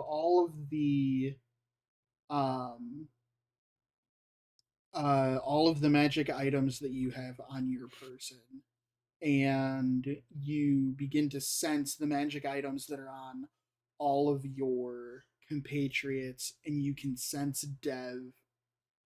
and there's just a low level static covering everything, just background radiation of the universe. Um, but with a 26, you can sense Dev, and you can sense the kind of magic that Dev is created by, and Mm. you can also sense the kind of magic that Dev is attuned to. Mm. Far off in the distance, you Mm. can sense the same magic. Mm. Um, And it's in the direction we're headed. it is mostly in the direction that you're headed, but you get a strong, it is far off, but you get a strong sense of exactly where you need to be heading. Okay. um Not, Mm. I will say, for the sake of brevity, Mm. it does take you guys a full day Mm. um to reach that, spot that you had been sensing. You guys do have to make camp here in the Underdark, so I will ask Mm. everybody to make a survival check. Ew. Yeah.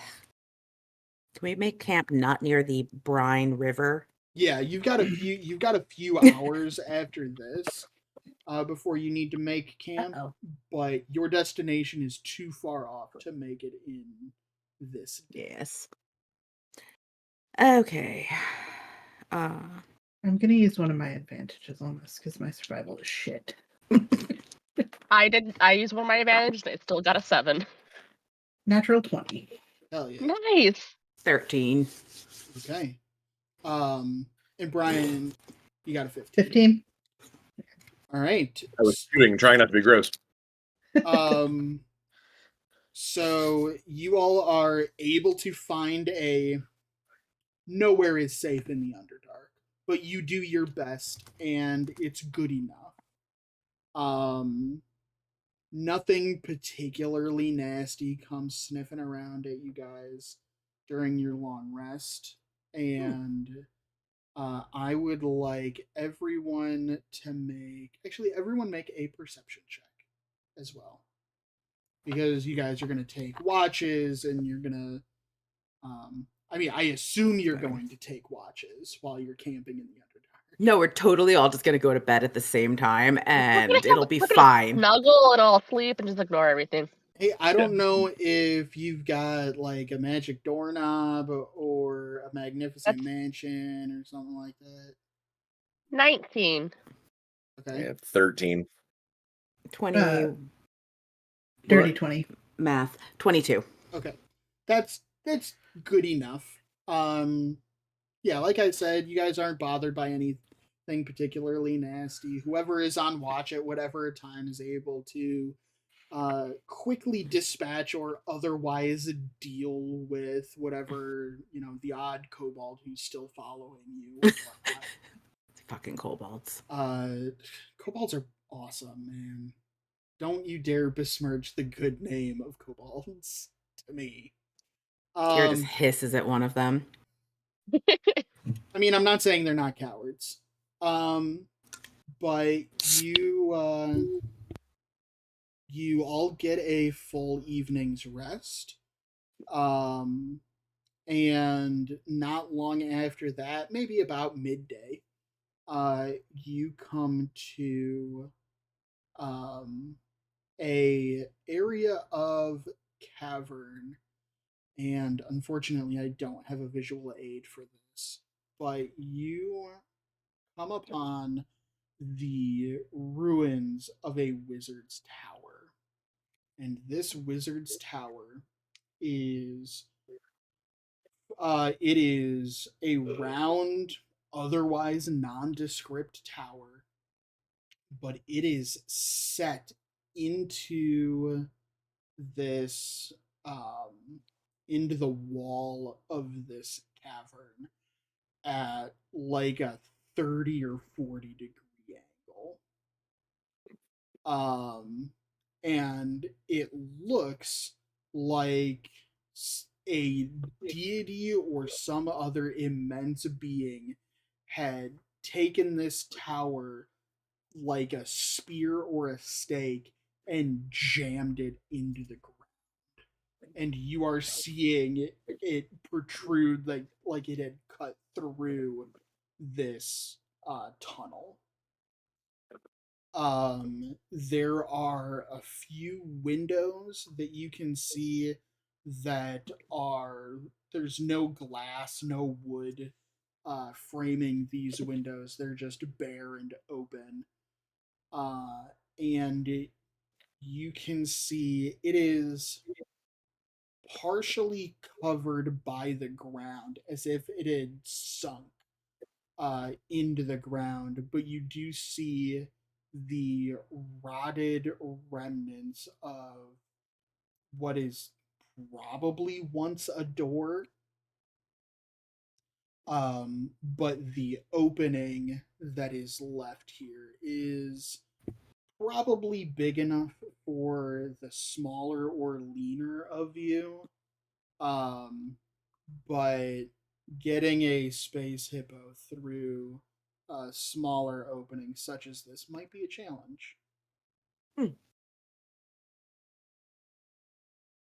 Well, I suppose you want me to go in and explore, don't you? Is this space the source of the funky Oh hell feeling? yeah. Okay. The So Dev would like us to go inside. Dev immediately tripled the speed that you have ever seen it move. Just jets through this small opening into the into the tower. Well, As you've approached, Dev has almost begun to glow with the resonant energy and magic that it is attuned to. I'm going to take my sword out and try to cut a bigger opening with it. Okay. This tower is made of worked stone primarily. Mm-hmm. So are you trying to like dig at the mortar connecting these Yeah, bricks? Or are yeah, you trying to use a great sword to saw through stone? she's probably just slashing away. Okay. Just, I don't know. Yeah.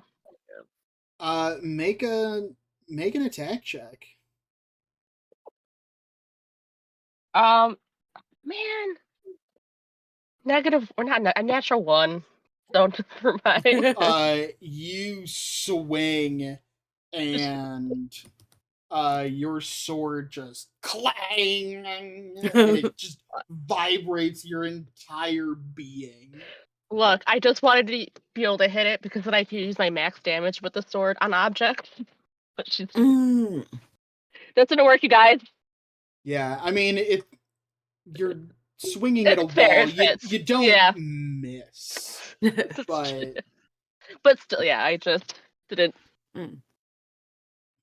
That wasn't fun. What's the ground like at the base of where the door is? I would say it's not dirt. It is. I would say it's just stone, and rubble. Mostly stone. But if you had something like, move earth, that I might don't. be an option. I have a shovel.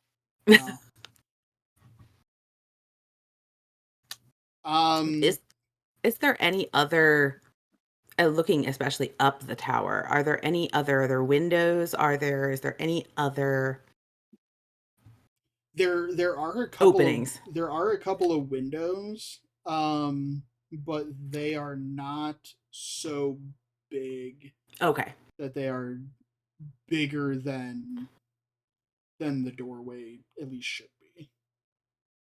Okay.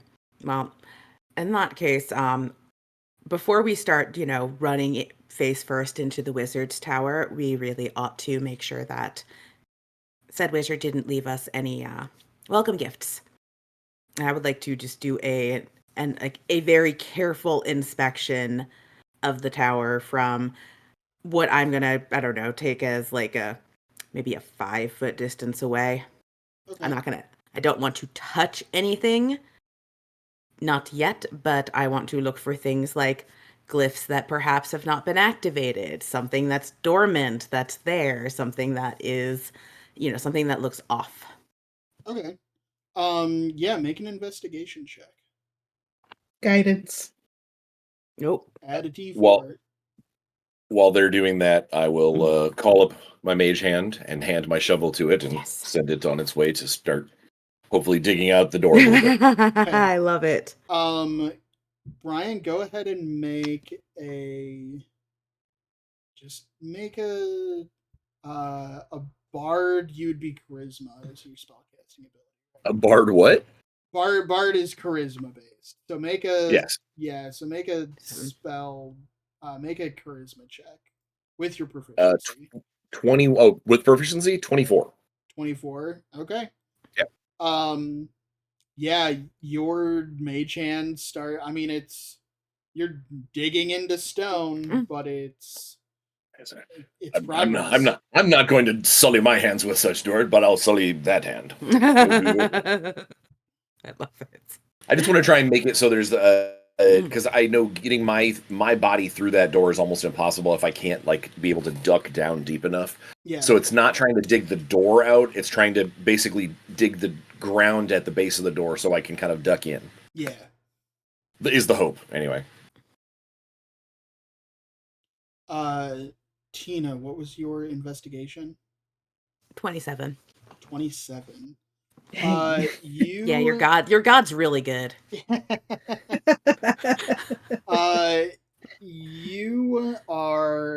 You're kind of looking around the outside here, and you don't see any like runes or glyphs or anything. With that 26 from earlier, you're just kind of attuned to the natural energy here. And it just kind of radiates. But you don't see anything threatening in particular. There's not like a glyph right on the base of the door that we're starting to dig into. Yeah. You do notice that not far from the door, 27. Damn. You do see that there is a large crack in the mortar that runs like 10 or 15 feet. Okay. Along this wall. That there does appear to be an obvious weak spot in the wall. And how wide is the crack that exists? The crack itself is not very big. It is certainly not big enough for a person to fit through, but it is evidence of an obvious weak spot in the wall that could be taken advantage of. I will point out the spot that's already beginning to crumble. And state that may also be. Do we have something that can push, pull, crumble, possibly hit it hard? Are we concerned with the structure of the rest of the building? I'm not a structural engineer. We're not in it, so I guess if it's Does the tower have to be intact? You do not have the ability to walk all the way around it. But from the small area of the wall that you are able to inspect, you surmise that this tower is maybe 40 or 50 feet across. And at least from what you can see, like peeking down through the door and in one of the windows, it is fairly symmetrical and round all the way up. And does it continue through one of the upper windows? You can see that it does extend higher than the ceiling of the cavern that you're in, which is about 30 feet up.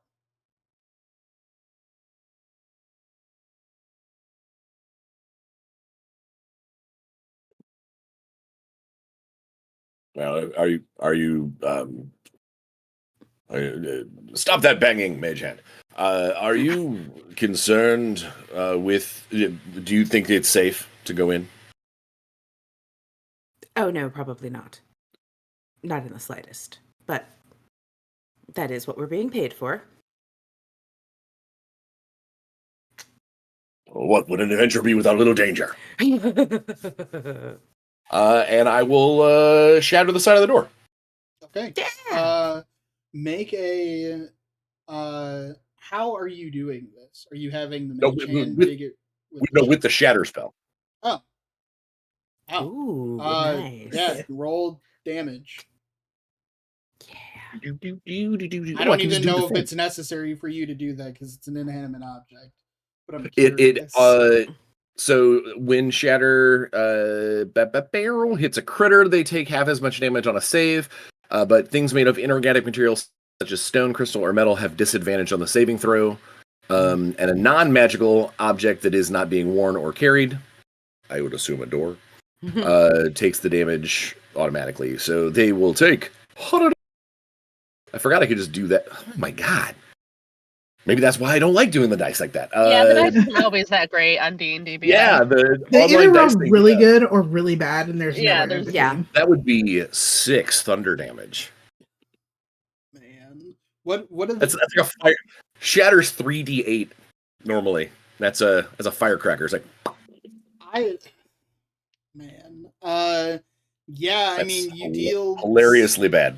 you center that shatter like right in the crack of that mortar. And a couple of those bricks fly apart and you now have a small hole. You could probably do that again.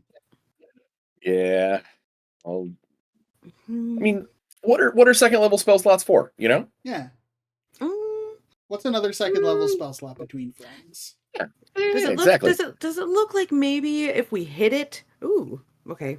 I Bang. doubled the effect. Got all the way up to 12. 12.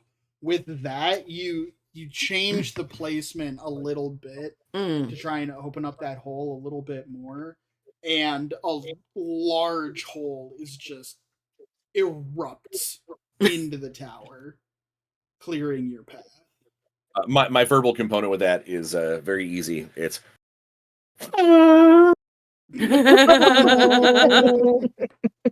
Amazing. Excellent. nothing if not subtle. So if anything Yeah. that's in there definitely knows we're here. Right. I So you all enter the tower. We are you all look around, and on the base floor here, you see that it is all just kindling at this point. Everything in this tower seems to be destroyed. There are a few remnants of what you think might have been a wooden wall here, or some furniture of some kind over on the other side. All completely destroyed, wood rotted almost completely away. There is a there are large wooden beams above your head that put the ceiling right around 15 feet. Those are rotted, not looking great, but they're still very thick, very large beams, so they are still intact. And there is a staircase, a stone staircase on the other side of the tower that leads up to that. Are there any papers, scrolls, anything left that is in this space? I am not even gonna make you roll for it. Everything here is so deteriorated. It's all, if something was once considered paper, it is Mm. not even considered, Okay. let alone legible. Okay. And is Dev heading towards the stairs? Yes, Dev had waited in like the center of this room, which you now see is right around 45, maybe 50 feet across. Waited for all of you to get inside, and Dev at their normal flying pace begins to ascend the stairs. I would like everyone to make a perception check. I assume you all climb the stairs and follow Dev. Yeah. Okay. I will go, especially with how decrepit this place is, I will go last. Mm. And I'm going to go at half speed because basically, if anybody's paying attention, Ruxlor takes off one of his boots. And every step, I will mend the stair before I step on it using my toe as the contact point. Excellent. Amazing. I'm almost 600 pounds of GIF. I do not Yeah. want them crashing through the staircase. No. So I will, if anything happens, I will be like probably a good round behind because I'm having to be careful doing this weird one-booted stair step. Okay. Miss Jackson. Excellent. 25. Even more 12. excellent. Not quite as excellent, but okay. Nope. 17. What are we on Miss Jacksoning? What is that? It's I don't even remember. The dirty 20. It's a dirty 20. And it was Okay. because in one of our other games, instead of saying dirty 20, somebody was like, ooh, nasty 20. And one of our other friends was like, I'm calling it Miss Jackson from Miss now Jackson, on. if you're nasty. All Yeah. right, cool. All right, I was wondering where that. I was trying to put I heard it earlier, and I was like, Yeah. am I having a stroke? Like I was like, I wasn't sure if I actually heard that. Okay, I think all right, that cool. was Rhodes that named it. So. Yeah. Awesome. Cool. All right. So you all notice. So you get up to the second level, and it is much the same story. Everything is just rotted away and deteriorated. But you make it across that floor, and at 45 degree or 90 degrees around that room is another stone staircase going up. And as you descend that staircase onto the third level, you all begin to notice that the stairs are tilted. And the tilt, as you go up to the second floor, to the third floor, to the fourth floor, the tilt is becoming more and more prominent. And by the fifth floor of just more of the same, you realize that the wooden floor of each level is actually becoming the wall on your right side. And you are now walking around the stone wall of the tower, spiraling upward. After maybe 5 or 6 stories up / around this tower, you come to a door. The door does appear to be closed.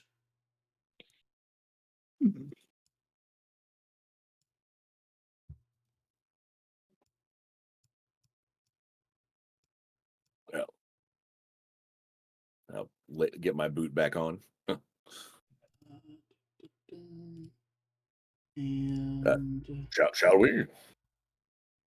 Should we maybe see if there's anything on it that's going to kill us first? I have my wand of trap finding. That That might be a good idea. I mean, Yes. it is a wizard's tower after all. As Ruxler reaches into his satchel bag and pulls out a crowbar Mhm. and goes at the hinge. Of the door. Yeah, Okay. that's my wand of trap finding. Cool. Make an attack check. Probably not. That is unlikely. 12. Well, I mean, the hinge ain't moving. Oh, all right. I Um, was expecting to be like, and the door bites your fingers. No. It's actually a mimic. I talk a big game, but most things actually are not mimics. That is not because true. I know I put a mimic one place one time, and my players will never trust anything ever again. The entire house was a mimic. It was. That was a gimmick. Gimmick the mimic. Yes. I was going to say, is that like a giant mimic? Like you just squashing things together? Sounds like a Christmas movie to me. Yeah. Brian, roll a D8 damage or something. I was just chipping away. Plus my strength, I assume. Yeah. So 9. 9. Yeah, that one hinge just pops right out. And the door does not explode or shoot darts at me or anything? The door does not explode or shoot darts, but it is still standing. There's one other hinge. That's okay. I will turn to my companions and shake my trusty wand of trap finding and go, it never fails. There's no trap here. Whoop. All right. Yeah, and you are, I mean, if somebody wants to, you are, I suppose, free to open the door. What size is the door? I just realized that I might have significant issues squeezing my hippo butt through there. It is actually double doors. So you attack one hinge on one side, but they are double doors. Well then, yeah. I mean, Nyx will just open the door. Yeah, I was gonna say, I was like, yeah, shall we? Yep. All right. Somebody go ahead and open that door. You get one door, I'll get the other side. You get one side, I'll get the other side. Fabulous. Yeah, it's gonna be like Walmart greeters, just All right. You open the door and reveal a room that is about 75 feet long. Straight flat room. Hallway. I guess is the better term. And everything is covered in a thick layer of dust, and there's some minor debris on the floor. It does not appear that anything or creature or anything of the sort has been through this area in a dragon's age. What color is the dust? Gray. Nondescript. Gray? Sure. Does Dev do anything? Dev continues into the room. Still flying, floating. And as you do notice that as Dev enters the room, he does kick up a very minor amount of dust, but otherwise nothing happens. Okay. So dusty floor, anything on the walls that we can see? The walls appear to be bare. You do take a look around, and the walls, although bare, it is a sort of an arched ceiling. An arched ceiling. Does anyone have something that we can chuck in there? Well, it appears that Ruxler has. I strolled 5 feet in. I didn't go all the way in, but yeah. Yeah. You go 5 feet in, and your boot. I just want to be able to see around the sides of these doors. Yeah, your boot makes a boot print in the dust, and nothing appears to happen. I've heard of things that turn people to dust. And things to dust. They're not good. Like what sorts of things? Oh, magical spells, effects. You know. How would one know whether or not this is magical dust? Well, the dust itself isn't magical. It's just the remains of your body after it's been disintegrated. Oh. I'm gonna search through my spells right quick. I don't know if I have anything that would be helpful here. Can I taste the dust? I think Cora is just going to squeeze past Ruxler and step Just- in the room. With a, let's see, halfling nimbleness, I can move through the space of any creature that is of a size larger than yours. Yeah. So I'm just gonna kind of like slip through his legs and just step into the room and be like, Dev seems to think it's okay. I think we should Yeah. trust Dev- him. Yeah, And so slip right in. Dev is not alive. yeah, Dev Too late. is just kind of floating, flying, maybe 2/3 of the way down this hallway. So go ahead and When we walk through here, does it kick up the dust like kick it up, or is it just kind of just sort of dish out, like unsettles it? well, you've only gone 5 feet into the room, so you don't know. Well, specifically when Dev flew through, did it like put a bunch up in the air? Oh no! Or- When Dev went through, it just unsettled a little bit of it, like Okay, directly under him. I was worried about Cora being so low to the ground, breathing in a bunch of this stuff. If it's something awful. No. I was definitely going to taste it. Yeah, I think I'm just gonna step, like, probably like slip between his legs underneath and step in and then off to the side so I can see what's in the room. Okay. Oh, slippery little one, aren't you? You have no idea. I do now.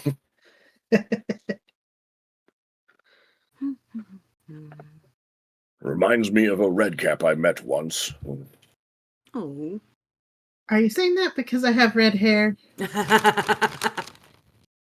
I could be. I didn't. I actually completely forgot. When you're so low to the ground, it's hard to see you over my belly. I'll note that for future spots to hide then. Perfect. All A right. bulwark of my belligerent self. Do the rest of you enter the room? Yeah.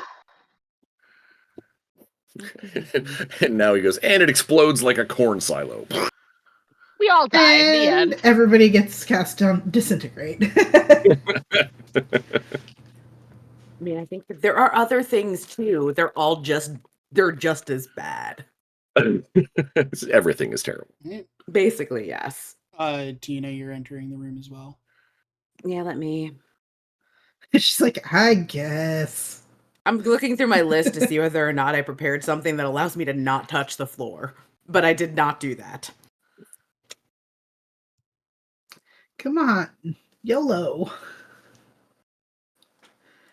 I have This is why Revivify, there's it's only okay. there's only a handful of archmages, is because most wizards just die like early on, possibly to just inhaling regular dust. All right. So, the moment that the four of you are in the room, the open doors explode and crash inwards as a large stone wall slams down behind you. Ah! Also, Court, you did not enter your character's height and weight on your character sheet. What do you weigh? She's only about like 4 feet tall. So I don't imagine she weighs much more than, I don't know, Ash, what does a small child about that height weigh? 50, 60 pounds, 50, 60? Yeah, I don't like know. Yeah. 50 pounds max. Okay. Including all of your stuff, I'll put you at an even 75. Okay. When the stone wall crashes down behind you, the entire floor that you're on rumbles and shifts and leans to the left. The entire platform at this point is considered difficult terrain. Also, the furthest, if I can just draw a thing.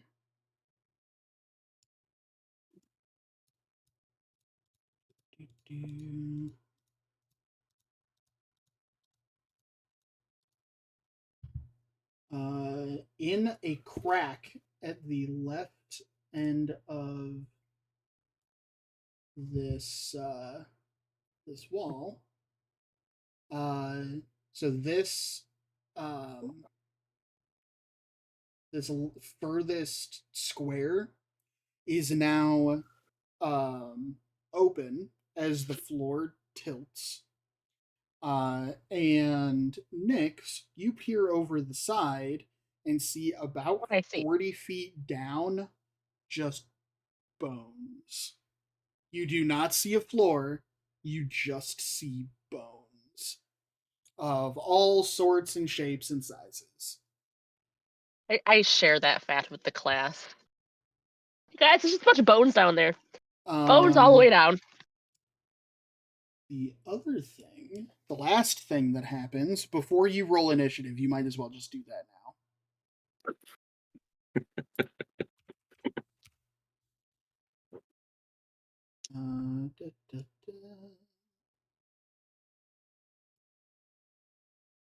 From the dust.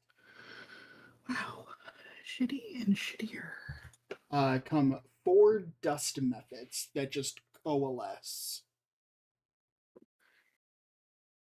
And they are all flying, of course. Okay, I can't see that. Because I can't figure out how to scroll this map down on my... Just the mouse I see wheel some now. should do it. I don't have a mouse wheel, but I got it. Oh.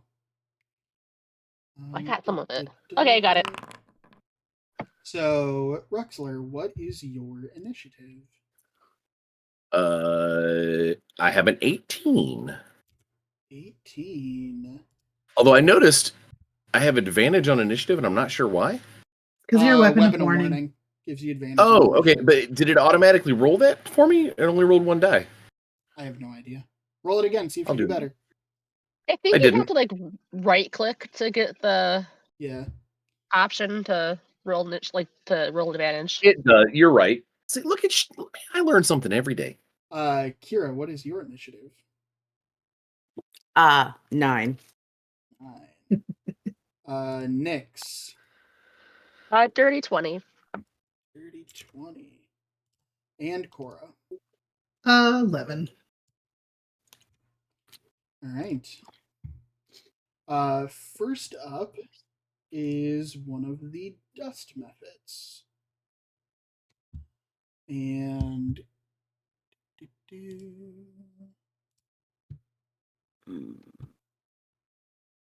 they are going to... Oh, buddy. You're good. He is going to move to that spot and do nothing else. Nyx. Is now your turn. I am going to... what am I doing? Okay. I am going to rage. Okay. Yeah. Yeah, you are. And I'm going to do the tail one again, because I like that. And I'm gonna boop up to this dude and attack with my sword. Okay.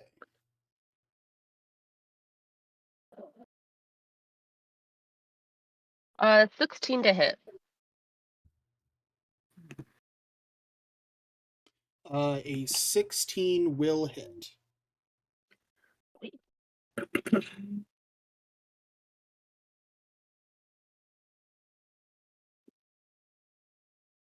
12 damage. 12 damage. Okay. And then I get two. So then I can attack again. Yeah, I get 2 attacks. Yeah, you do get 2 attacks. So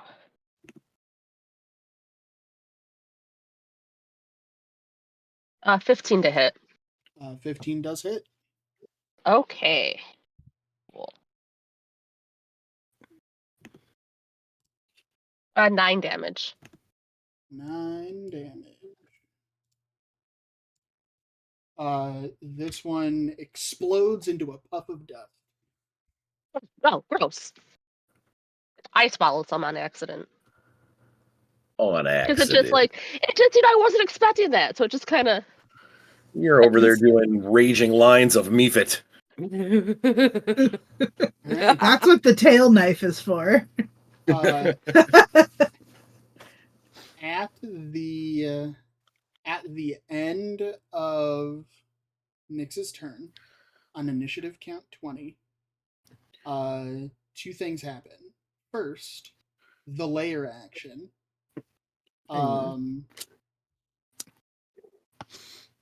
I need everyone.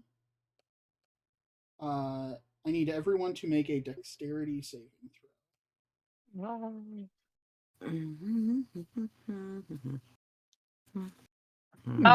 Can I see what's happening? Because I get advantage if I can see. The room is continuing to tilt.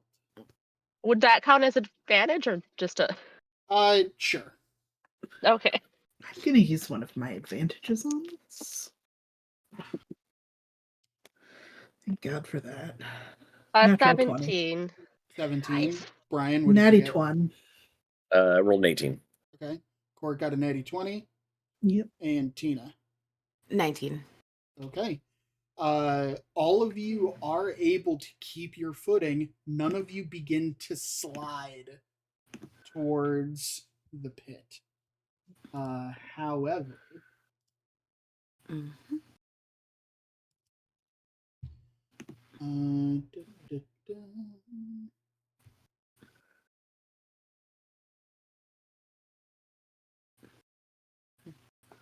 How do I?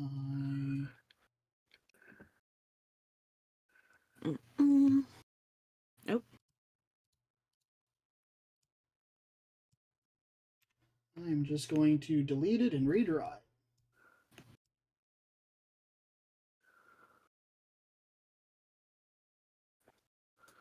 The pit now is that entire space. Oh, I am Now- not on a good side. Is it because the floor is leaning or because the stones are falling away? It is because the floor is leaning. Okay. So there is still that much. The rectangle drawing is only to illustrate the gap between the wall and where the floor is. So you can Okay. stand inside that rectangle and still be okay. Okay. I forgot, Nix. Are you a Tabaxi or a Leonin? I'm a lead-in. Damn it. Okay. So that is the first thing that happens as my layer action. If the party would like, you still have 1 banked layer action. You can either end an effect on one of your own. One of your spellcasters can have, or I'll say one of you can take a free action right now. I like the spell one, but that free action could be used to have a spell, or someone else could use some kind of ability for free or anything like that. Or you can bank it.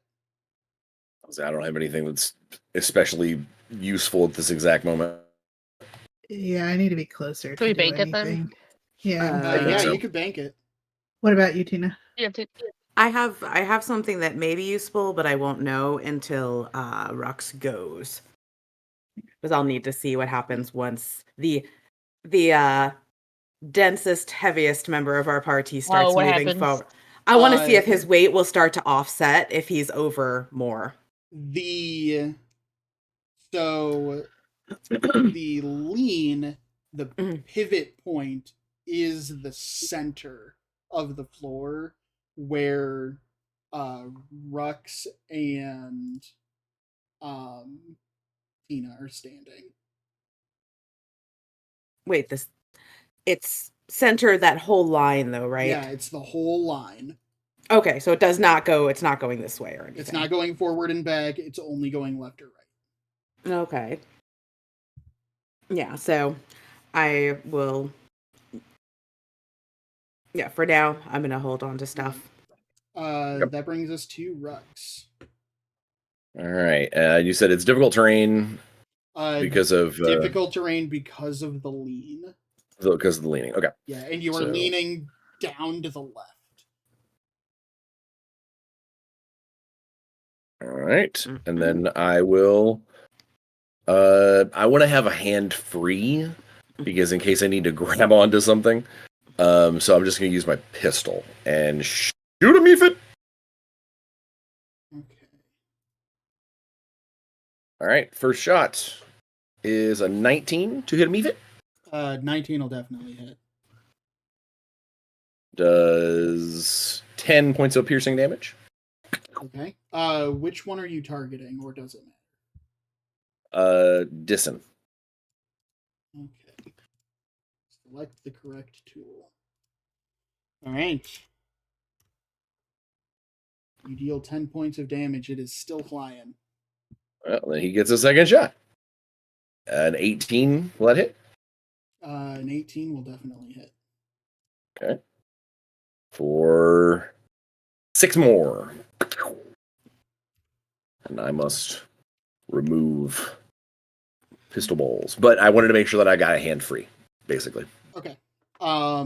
That particular method is mostly just the wings, but it is still keeping what's left of its shape. Okay. Bonus action, I will give our Leonin friend advantage. Ooh. Sweet. Or not advantage, inspiration, sorry. Bardic inspiration. That one, yeah. My valorous inspiration. Nice. That's the D8. It's a D8, and you can add it to pretty much anything, or spend a reaction and add it to your AC. All right. Then it is. Don't you dare fall! This its turn.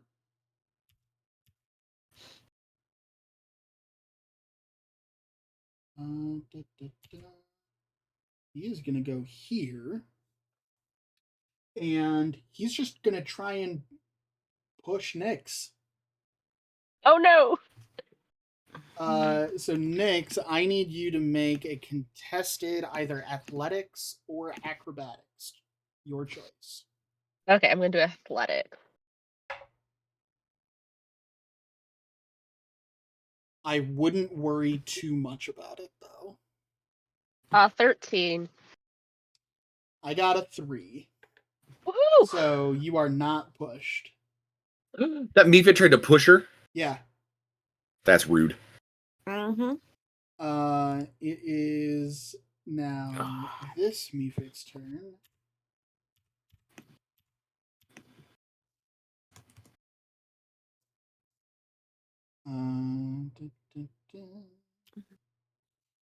He's gonna move there, and actually he's gonna move here. But he takes a double move, so he does not attack. Cora, it is your turn. It's a wonder in the fact since they're dust methods, and they're basically made of filth. If they touch my breastplate, do they fall apart? Why? My breastplate is magically clean. Oh. Only one way to find out. Rhodes donated $55, Dustin. Oh, excellent. So she said 3 times advantage for everybody plus a couple bonus advantages, or use the 2 bonuses as disadvantage to Dustin. So we all get 3 advantages, and then there's 2 extra that she said Dustin can use as disadvantage, or we have just 2 randoms. Excellent. And it's my turn? Yes, it is your turn. Okay. So this is difficult terrain. Difficult terrain. And, You, I only have and 25 feet of just movement, so just so you know, the angle that the floor is at that you guys are trying to walk across is like a 40-degree angle. and is it tilting in favor of the side that our large friend Ruxler is on, or towards the No, other direction? Ruxler is up. Counterbalancing? Yeah. Brian. All right. So I will. Hmm. I'm gonna stay where I am. Also, so I don't have much movement. And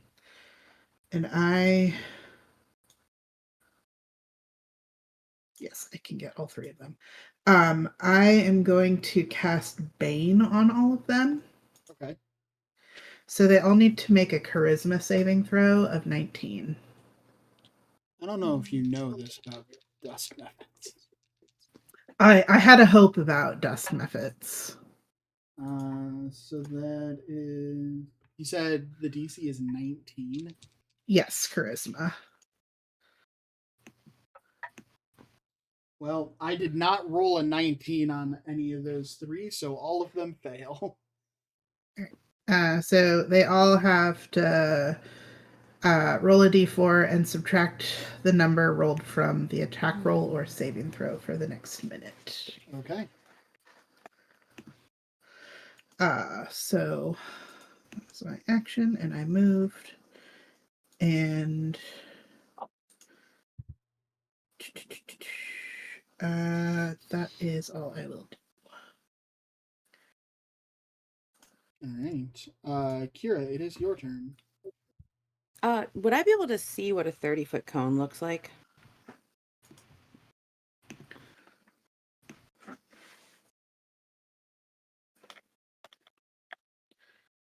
And this would just, A yep, 30 I'm foot putting cone myself. is like that. Let's see. Where would it look like from here? I just want to gauge it.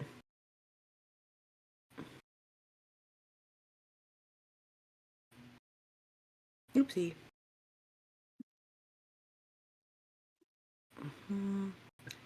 All right, so if I can turn it, would I be able to catch both of them in the edge of that cone Yeah. without catching my friend Nyx there? I will say yes.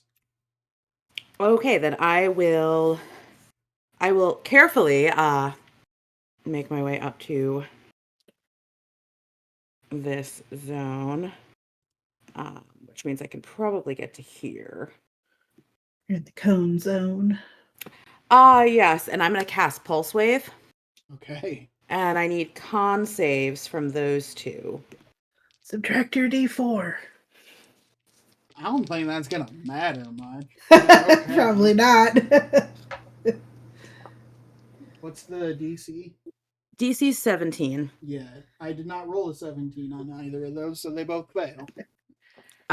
Okay, so they're going to take 66 force damage, and if that doesn't kill them, they're going to be pushed 15 feet, which might push them into the crack, Okay. depending on where they're located. 15 feet away from me. You said 6d6. 66 force damage. Okay, well, that one's gonna die regardless. I do need you to roll the damage because it's possible the other one will survive. Okay. Uh-oh, my d6 is stuck in my dice roller. 5, 10, 14, 16, 22. And that one explodes as well into a poof of dust. Okay. Wonderful. Bonus actions. I don't think I do those because I'm a wizard. And otherwise, yeah, I am good in my spot. Oh, hey, bonus action.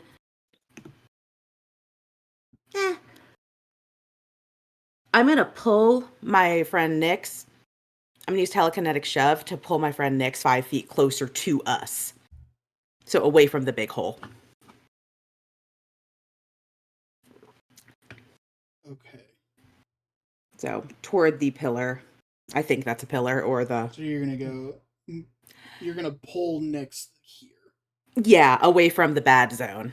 Okay. Something just told me, you guys. That would be me. Oh, okay. Yeah. I've been tentacled. No, it is a fair Nick, question. Nix is having a rough day. Yeah, no, this is a fair question. All right, perfect. Then yeah. All right, so at the top of the round, Nix, it is your turn. Okay.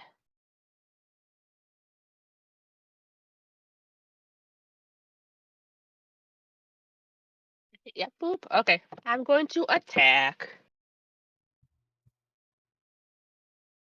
with my sword.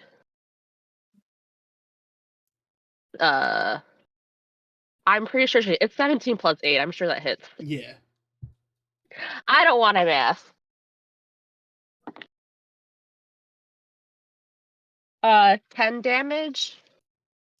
It is still alive. I will hit again.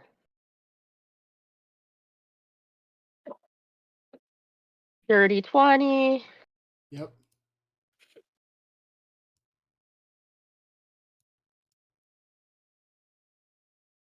Okay, so with my weapon, it says when you attack a creature with this weapon and roll a 20 on the attack roll, does that mean a natural 20 or any kind of 20? It's a natural 20. Okay, just wanted to figure that. I figured that, but I just wanted to. Okay. Yeah, that's for brutal critical you're looking at. Okay.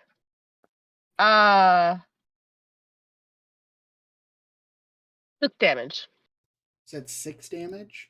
Yeah. Okay. You can add the D8 if you want. Yeah, might I as well. would. Plus 5. Poof. Yes. All right. Mm. Next, add initiative count 20. The floor begins to right itself. I need everyone to make another dexterity saving throw. Because as everyone moves to the other side, the right side of the floor begins to just drop. Using an advantage. 18. Great. Natty 20. Okay. 10. 11. Not great. Oh, so my question wasn't for the brutal critical, it was for her weapon. Okay. But it just says when you roll 20, so that just probably still means natural It's 20. still, yeah. Okay, just wanted to. Is it a vicious weapon? It's the great sword of sharpness. Yeah, same concept. Okay, Yeah, just it's wanted to. basically your crits are super rad. Yeah. Okay, cool. Just wanted to. I figured, but I thought it wouldn't hurt to ask. So, Tina, what did you get on that dex save? Natural 20 for 22. Okay. Rexler, unfortunately, you fail. Oh no. But you only slide 5 feet closer to the edge. Yeah, oh boy. The other thing that happens Another Mephit. is 2 more Mephits appear. Oh. Mm.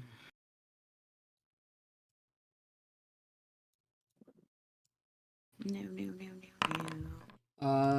And one of them rolled too high, so he does not act now. So it is Rexler's turn. That would get me the hell away from this thing. It's like the pitch and the yaw of a raging boat. The floor is still difficult terrain. However, we are now 40 feet the other way. Or 40 degrees the other way. All right, what's this weird thing right here? Is that a pillar or is it just on the floor? It is just a large stone. I will stand like on the ground. Yeah, is it glowing? Like No, it is just on the floor, Oh, but okay. it is just a Don't large stand on it. stone brick. Okay. And then I will shoot this schmuck right here. Okay. Go ahead and make some attacks. Pow! 17 17 hits. for 9. Second shot Yeah, 9 is still is a lot higher for 10. poof. And then let me look who's closest to the edge now. Ah, hey, kitty, stay away from the edge. It will eat you. I live on the edge. Inspiration. Woo! It does seem just like a cat, though, just to walk right along that edge. That is Ruxler's turn. Cora, it is your turn next. So I also failed the dex save. I rolled a 10. Yes, the DC was 15, so you slide 5 feet closer to the edge. Okay. Just wanted to keep us above board here. Mm. So the Mipha is right behind me then. Correct. I am going to turn around. Turn around. And seeing it right behind me, it probably startles me a little bit. And so I go, ah! And I reach my hand out and I inflict wounds. Ooh, Okay. I like that. Go ahead and make that attack roll. All right. I'm going to use an advantage on this one.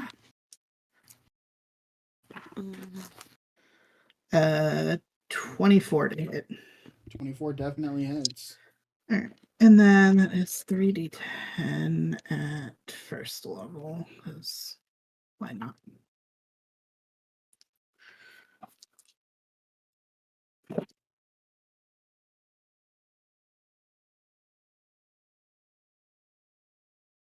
$16 necrotic damage. Are you inspired in any way? I do not believe so. Sadly, no. Are you gonna recheck your math to make sure that you didn't short yourself by 1 damage? I mean, the one that I rolled could potentially fall over to a 2, if that's what you would prefer. No. Fine. I rolled a 6, a 9, and a 1. Yeah. So keep it in above board. That particular method is mostly just wings now, but is still able to maintain what's left of its shape. Kira, it is your turn. Well, then, seeing as that particular method is just hanging on by like a literal thread, It's like I when you will. see dust in a sunbeam. Yeah, it's basically just dust, but just to make sure it doesn't like recoalesce from the crap on the ground, I'll just magic missile it. Oh my gosh. That's amazing. It's gonna be so much overkill, but it's mostly just to hit it with something. Poof. And then I will bonus action yoink my kitty friend again. That sounds dirty. That does sound a little dirty. Yoink my kitty front. And honestly, like, just because it's convenient, it's probably the tail. Hey, she's got a knife on that tail now. I know, Right. it's terrible. I'm treating it alive like a little cat, like a Tibet. Oh well, it's fine. And then I want to actually move, let's see. I guess I can make it up to about here with difficult terrain.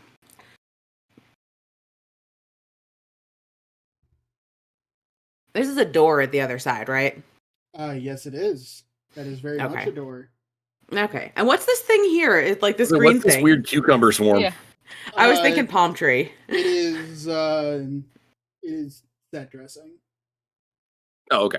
Oh, okay. It's like the random decorative fern. Yeah. It's just a plant. It is a potted plant in the middle of the floor. I like that it seems to be thriving. All right. That is Kira's turn.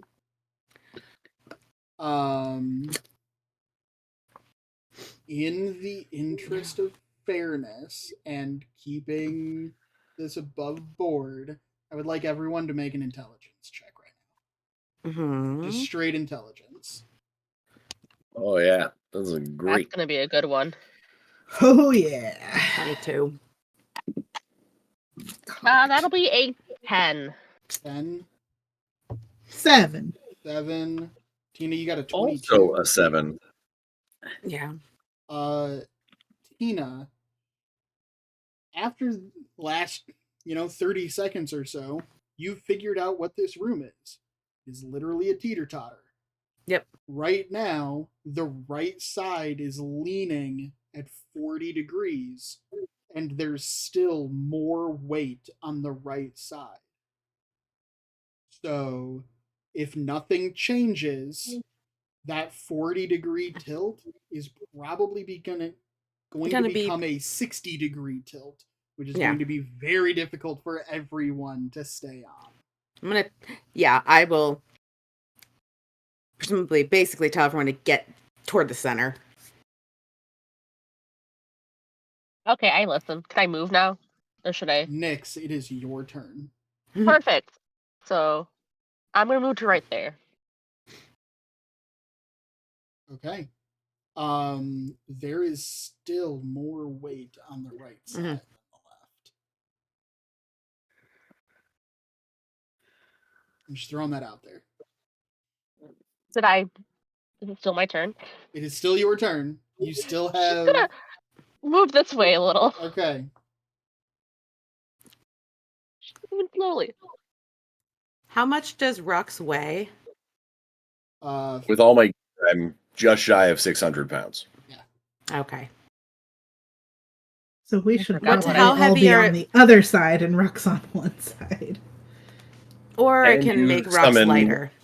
Can you summon a critter that's not a bat? Like, I don't know, like 7 overweight badgers or something? No, but I can have your weight. Ah, It won't Why? change. It doesn't change your size. Rex can see his feet all of a sudden. Nope. Same size, different weight. don't Yeah. tell anyone. Ash, is there anything else you're doing on your turn? It's difficult terrain. There's not much more movement you can do. No, yeah, I think she's gonna just stay alert, but that's it. Yeah. Okay. On after your turn on initiative count 20, the platform begins to right itself, and the tilt is now only about a 20-degree angle. Is it still difficult terrain? It is still difficult terrain, but you are not making dexterity saves to stay on your feet. Oh, nice. Okay. Nice. Right. And that brings us to Ruxler. You said there's a door at the end. Yeah. Yeah, I will just take a dash Ooh, yeah. and get up by the plant. Hold on to it for dear life. Excellent. As far as I can make it at difficult speed. Oh, the other thing that was supposed to happen was 2 more methods. What was it? Oh, more mephits. Mephits, methods, whatever they're called. It depends on what I want to feel like saying at the same time. More dusty fucks.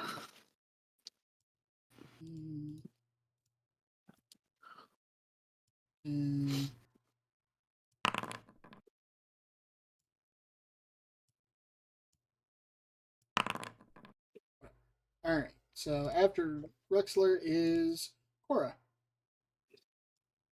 Okay. I'm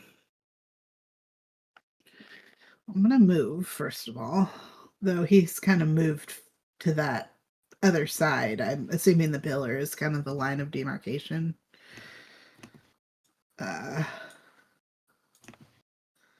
gonna move 5, 10, 20. And this mephit right here is gonna probably cause some trouble. So I'm gonna fire a guiding bolt at it. Okay.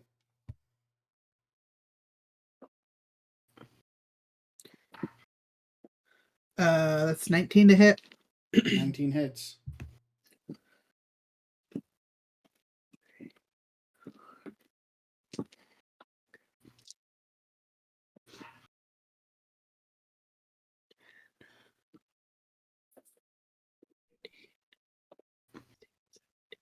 That is 17 radiant damage. And if it's not dead, okay. I was gonna say, if it's not dead, whoever goes after it next has advantage. All right. That brings us to Kira is next then. Okay. I will. I'm sorry, Corey, you didn't have any like bonus action or anything. No. Okay. Sorry. Okay. I will move 15 feet, which is there. Move 15 feet, turn around, and looking at the one that has appeared out of the dust behind Nyx, just let off 3 magic missiles at it. Okay. Nixon's just like, what are you doing to me? She doesn't realize there's something behind her. And Kira does not say anything. So that ends up being, that's crap. 4, 2 is 6, plus 4 is 10. Yes, 10 damage. Okay. It is still flying. And I don't know, I'll just push it back 5 feet toward the other side, the other door. Okay. Perfect. All right. And I think that is my action movement. Bonus action, yeah. All right. It is now its turn. It is going to move. It is going to move here. Cora, I need you to make either an athletics or acrobatics check.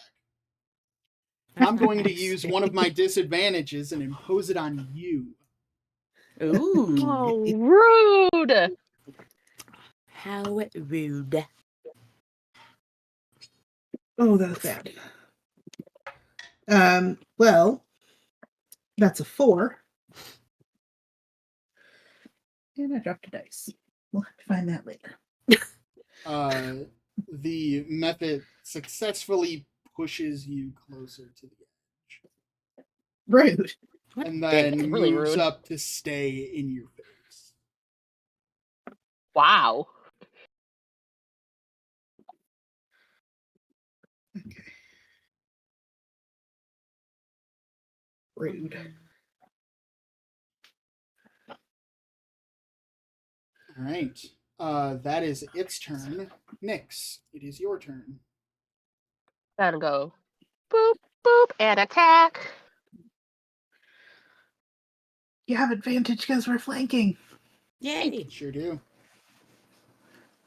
That will be dirty 20 to hit. Dirty 20 hits, Eh. yeah. And then 9 damage. Oof. Oof. Um. Nyx, is there anything else you would like to do? Any other movement, perhaps?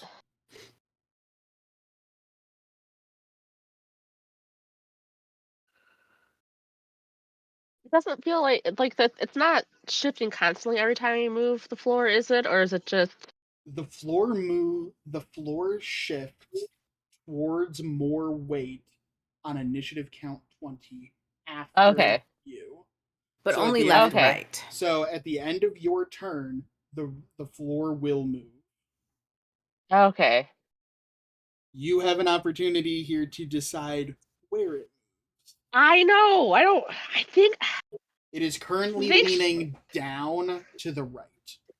We want to keep it down. We want to bring it maybe a little bit to the left so Yeah. that Cora doesn't fall off the side.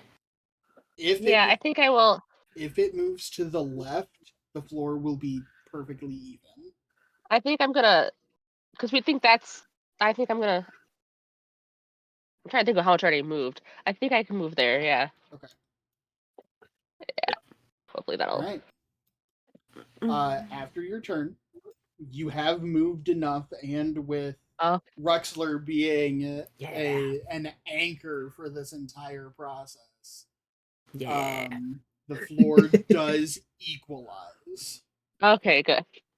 At this point, I will say that all of you are able to get to the middle Hmm. and stay there. There are no more methods, and you are able to get the door open Oh, and continue. we're able to unlock our door. The door was not locked; it was just closed. Oh.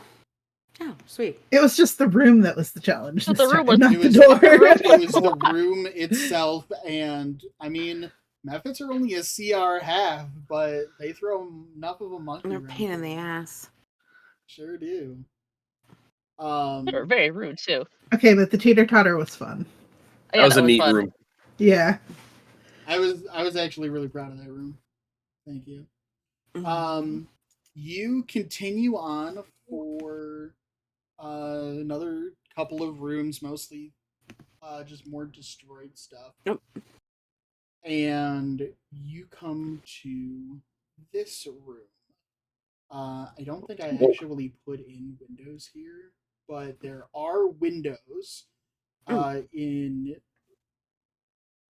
around the sides of this room that do look out, and the view that you see out these windows, it becomes pretty clear that you are indeed at the top of this tower. Mhm.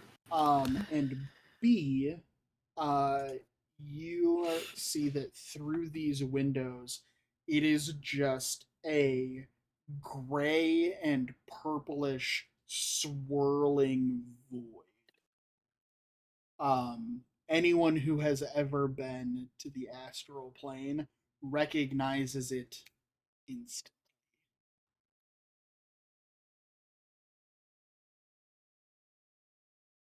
Um, yeah, you come to the room at the top of this wizard's tower. Where is Dev? Yeah, where is Dev?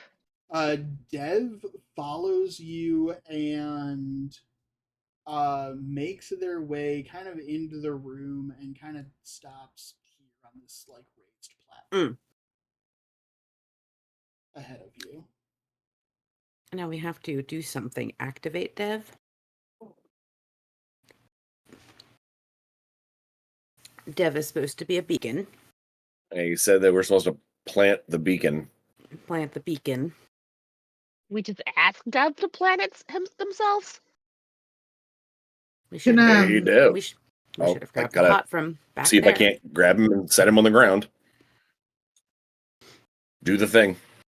Do the thing. Can I make some sort of like perception or investigation or something to see if there's an obvious spot where said beacon is supposed to be planted? Sure. Go ahead and move to wherever you would like to start making your investigation from. Okay. And anyone else who would like to do that can do the same. Can I do Arcana to see what the fuck all this stuff is? You sure can. I think Sweet. she'd try to kind of get to the middle of the room just so she can like do a circle and like look around. And I'll use one of my advantages on this one because, yeah. Okay. That's a 19 for investigation. 19. Yes. Brian, are you just trying to interface with Dev?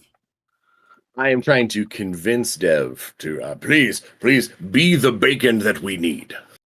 Okay. Be the bacon. Brian, the I'll bacon. ask you to make either make a persuasion check. I don't know. If you're just talking to it, otherwise, if you're trying to I'm like look for a switch or a button or something like that. no, I'm fine with that. And in fact, I'm gonna spend one of our donation advantages to do this. Mm. All right. 21. 21. Thank you, advantage. Tina, what did you get on your Arcana? 26, and I think I would just work my way around to the left, probably picking up some of the papers and anything that's on the floor Okay. or strewn about as I'm moving, and also, examining what I'm assuming are like objects or, you know, magical, funky equipment. Yeah. And then Ash, what are you doing? Next is just going to stay alert for other things, not necessarily like just stay alert for like other noises and creatures and things. Okay. So a couple of things happen more or less all at the same time. Uh, First, the um, Tina, you start picking up and rifling papers. Everything in this room is certainly destroyed and in shambles, but a lot of the books and a lot of the parchments and scrolls and things like that are still somewhat legible. You start thumbing through. There's a desk over here where you start that is like collapsed and there's just papers everywhere. You start going through those, and a lot of it is like research notes. It's talking about different like magical research and spells, the nature of psionics. Um, there's a little in there that talks about like aberrations of various types and kinds. And there's one phrase that keeps popping up, but in the state that all of this is in, you don't get a lot of context around what it is referencing or what it means. And the phrase that you keep coming across is one key opens the door, three keys unlock it. And that phrase or expression is listed in various places. Sometimes it's the one key part first, sometimes it's the three keys part first, but it's a similar theme over and over. Mm. I will share that with everyone just to if ask if it sounds familiar, if that's something that anybody else. Okay. Why would you need more keys if one key opens the door? Nix was just Um, wondering. Court, you are starting your search kind of on the other side of the room, and you see a bunch of like machinery. You see a bunch of equipment, like lab equipment, like artificer type stuff, alchemy equipment, and lab utensils and tools and machinery and all sorts of that kind of thing. Um, and as you're going through things, looking for things, your what is your weapon of warning? It's a mace. A mace. Mhm. Your mace begins to get warm in your hand, unnaturally warm, and you immediately take this to know that there's danger afoot. Um, Ash, you're just trying to keep an eye out on everything, and nothing is really moving quite yet. But because you can take advantage of like that advance notice of your two party members with weapons of warning, you also just like the hair on the back of your neck starts to stand Like, up. Yeah. Um, Ryan, you are trying to reason with Dev, even though Dev is expressionless and hasn't like said or really done anything other than just like moving around like an autonomous compass, essentially. But I know he cares Uh, deep down. and you do think you start to reason with him, and in the very center of this platform that you're standing on, does begin to lower, and a couple of like tripod little legs pop out from his underside, and he lands, which is the first time you've seen him land. Even when you were all resting in the Underdark, Dev flew and floated. So Okay. Dev lands, and the propeller and his wings start to wind down, and suddenly you get a strong, sharp smell of gunpowder. As my weapon starts to heat up, I'm just gonna kind of go, guys. And as you say that, from these three uh, pillars of machinery,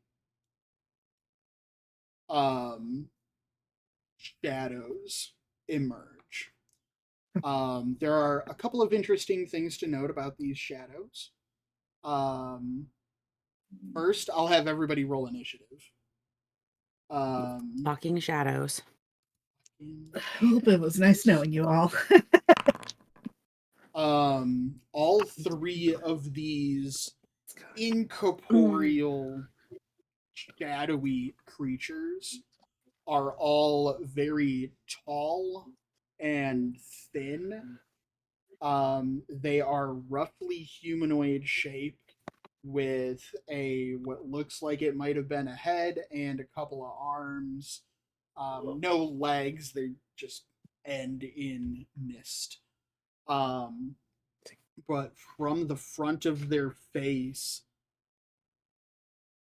writhing tentacle type Ooh. appendages. That is the first interesting thing about them. The second interesting thing about these shadows is that they are like 75% transparent. And they are jet black, except in the very center of their form, there is um, a golden object, still about 75% transparent, but there appears to be something inside their form.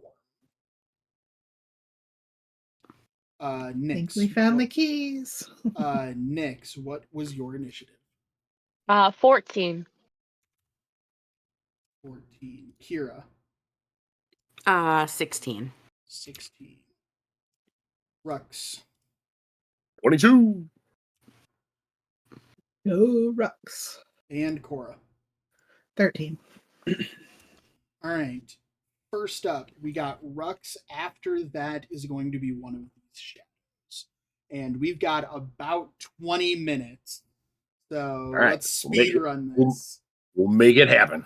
Mhm. In fact, we'll start off strong. So the critter that's right in front of me, the one's right next to me. You said there's this little metallic golden thing in their belly. Yeah, about like 75% transparent, but there is something in. All right. I'm going to see if this works. I'm going to cast a 4th level version of heat metal on Okay. the thing that's stuck in their body. Okay. Um, I would like you to make I forget what it's called in 5th edition because I don't really have them, but in older editions they're called caster level checks. So make I guess a spell attack is the closest thing that I'm thinking Okay. Which would be Effectively, like a charisma. It'd be like a charisma save, effectively, because that's where my proficient. It's the same number. Yeah. So I'm just looking to see what die to roll. That's terrible. That was hot garbage. Okay. A big 9 altogether. You reach out and you try to keep this, what you think might be metal, and it does not appear that anything Okay, so happened. that was my regular action. As a bonus action, I will give my last bardic inspiration. Actually, I've been giving it to the cat this whole day. Yeah. I think I'm gonna spread the love, and we're gonna give it. Yeah. We're gonna tell who's standing right next to me. That's Cora. Oh, Cora. Yeah. I'll look down and be like, "Get him, short stuff." She'll just You kind now of have my bardic salute inspiration. you. Yes. Okay. All right. And now that's me. That's all my stuff. Excellent. Next up is going to be this shadow. After this shadow is going to be Kira. Mm-hmm. So, And don't forget, guys, because I just did. We have a ton of inspirations left. yeah, Yeah. use them. Use them. Use them. Hint, hint, hint. We also have 2 layer actions left, actually. Yeah, we banked one, didn't yeah, we? actually, We banked one and Yeah. then we got another one, so we have Yeah. two layer actions. before this shadow goes at initiative count 20, you guys have an opportunity for a layer action. I say we use one. Yeah, so Why none not? of you have any active effects on you to end. So if someone would like to take a free action, resource You said that. free. Do y'all mind if I cast something? You can do it. Go for it. Go for it. She's going to reach out and clap her hands together and kind of throw her arms out.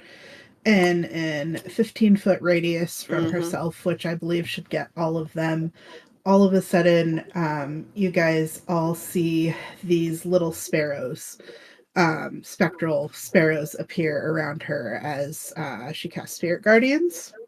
So all of the shadows need to make wisdom saving throws. Okay. And I cast that at 4th level. Or actually, this doesn't cost resources, right? No, it doesn't. So go Fuck ahead. it. I'm sending out the 5th level Spirit Guardians. Do Yeah. it. Just fuck it up. Okay. All right, go ahead and roll damage. So they have to make a wisdom save. If it starts, it says when the creature enters the area for the first time on a turn or starts its turn there, it must make a wisdom saving throw. Correct. On a failed save, they'll take 5d8 radiant damage. So the save is 19 wisdom. I don't know if you. Yeah, Well, just one go of them ahead gets and to roll go right that. now. Yeah, go ahead and roll that 5d8. Um, Because the great thing about spells like this, when you cast it, is the first time they enter that area. So round 1 of a spell like that, you get a twofer. 60. That's 17 radiant damage. Okay. Yep.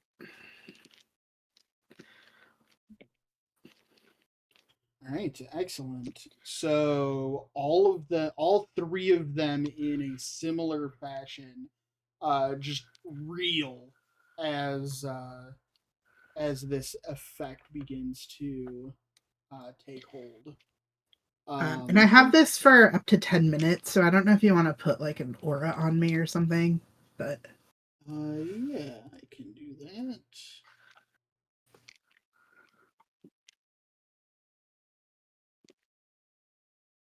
Here.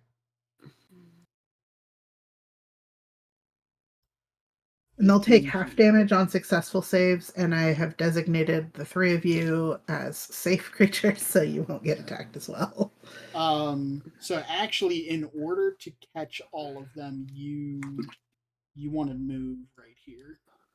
Yeah, I was planning on moving there. I just wasn't sure if I had to wait till my turn to move, or if I could move now on the free lair action.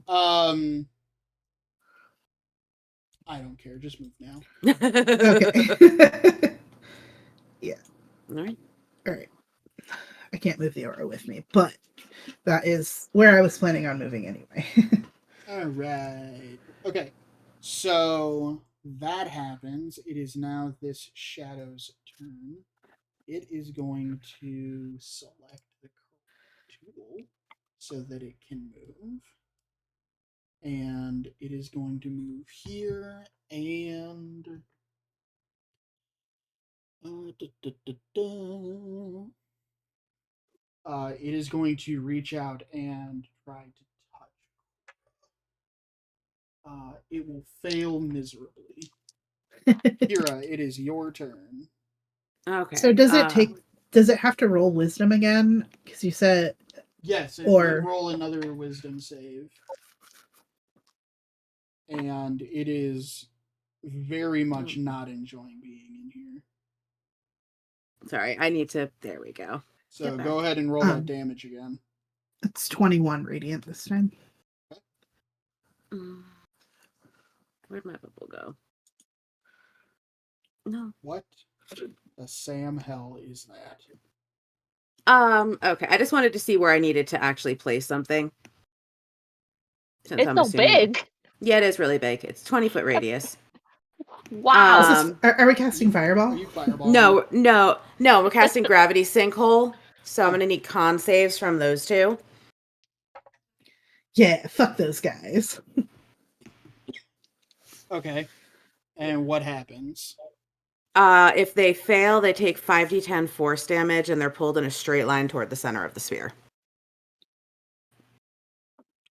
Okay. And it's DC 17. Okay. Go ahead and roll that damage. Okay.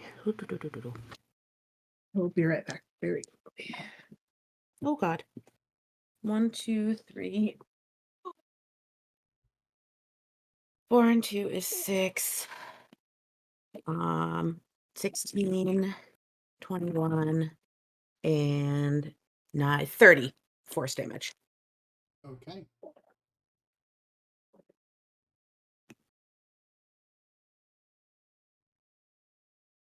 All right. It is so. Mark that off. Neither of them are. Both of them seem to really not enjoy what's trying to happen to them. However, neither of them actually get pulled toward the center of that. And other than their discomfort, their form doesn't really seem to be changing at all. Okay. Bonus action is going to be to... Nope. Get the fuck over here somewhere. Get him. Next up is Nyx. Yeah. Let's see. Where do I want to be? I want to get like over Cora here. is on deck. Tina, I don't know if you have something prepared for Court to do. I will. Or if she will be back soon. I will hope that she will be back soon. She's not walking a dog. She's not walking a dog, but I will go ahead and move myself over here, and then I will take a look at her sheet just in case. Okay.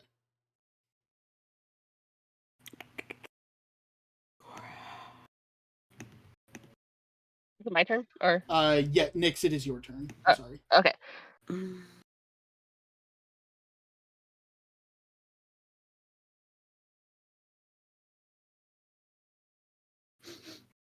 Okay. I will rage. Okay. Mm-hmm. I like the tail one, so I'm just gonna keep at that one, and I will attack with my sword. Sweet. Okay. 13 to hit. Okay. Roll damage. And then 11 damage. Okay. And I will hit again. 16 to hit. Okay. And 7 damage. Okay. You swing with your sword, and the blade just travels through that form, um, but it offers no resistance at all, and the form is more or less unchanged. Cora, It's not great. it is your turn. You're muted. You're muted. Sorry about that. Cora, So you're the other muted. two didn't get pulled towards the gravity. No, No. Okay. it did not move. So sorry, I'm going to cast. Oh, where is it? At 3rd level. Oh, I'm gonna just the one that one's very close. I'm not a fan of that. Sorry. We're going to, since he's like right up in my business. mm-hmm. I'm gonna cast at 3rd level. I'm gonna probably not smart, but that's fine. She's gonna be like, get away, and reach out, inflict wounds. Against this one. The one that's like right in front of her, like this Okay. guy that's right up in her grill. Go ahead and roll your attack. All right, I'm using one of the advantages on this. That is a 22 to hit. Okay, go ahead and roll damage as you reach your hand into this shadowy form. I don't have 5d10s out, so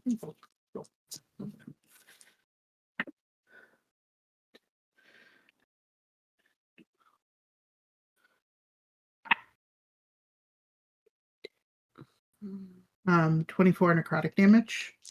Okay. You reach your hand into this shadowy form, and you feel the temperature drop by a dozen degrees or more. It is very uncomfortable, but it is also a very insubstantial cold. That Okay. it is you are deeply concerned by it, but you do not actually take any real ill effects. When I do that, I know there was like a glimmering thing in their chest or wherever, and am I probably short? I'm probably too short, but I'm not able to feel that metal object, am I? No. Okay. And that is my turn because I will otherwise incur attack of opportunity. All right. It is. It is this one's turn now. It is Wisdom going save. to.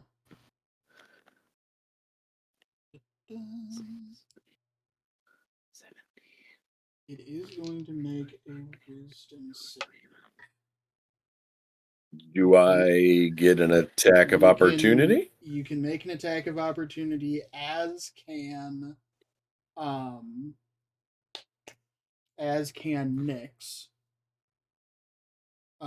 As that particular shadow reels and retreats. That is 25 radiant damage from that roll. Halved if you succeeded otherwise. Okay.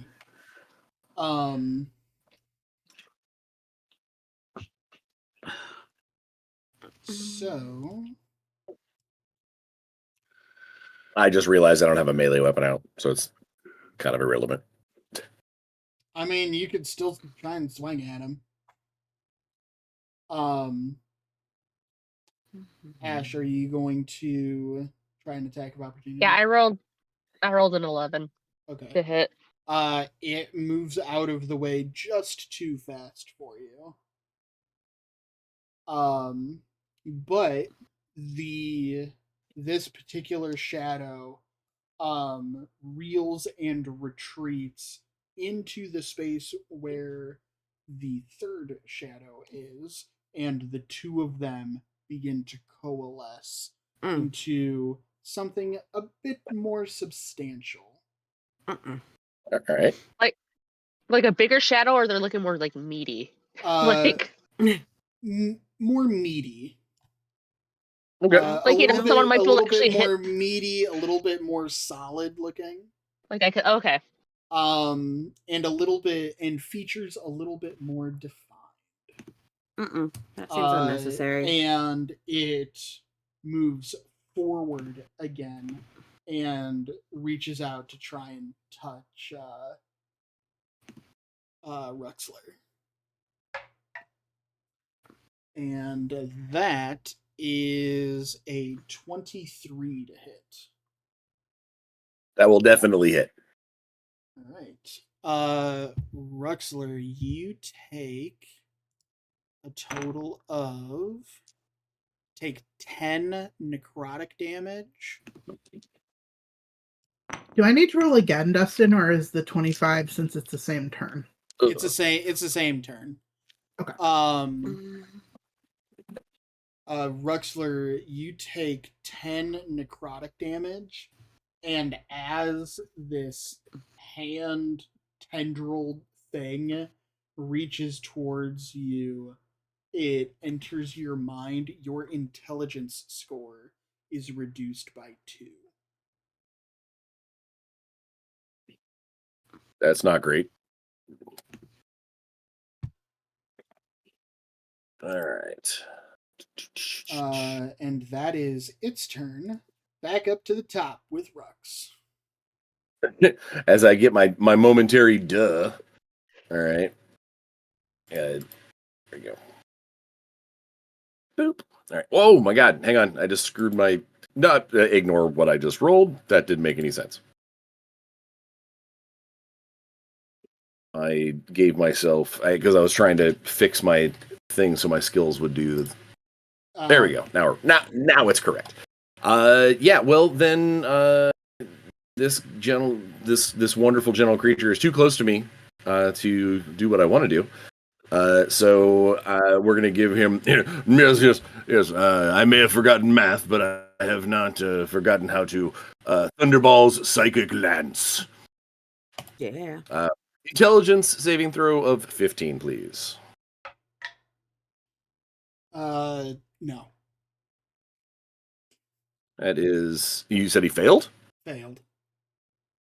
That is a whole ton of damage. It's 29 psychic damage, and he is incapacitated until the beginning of the start of my next turn. Okay. As I bellow into his mind a bunch of nonsense. All right.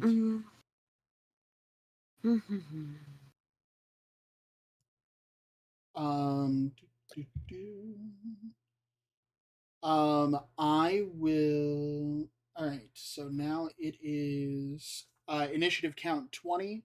Do we have any remaining layer actions? I think we got one more, right? Yeah. Yep. So if someone would like to use that one, we certainly may.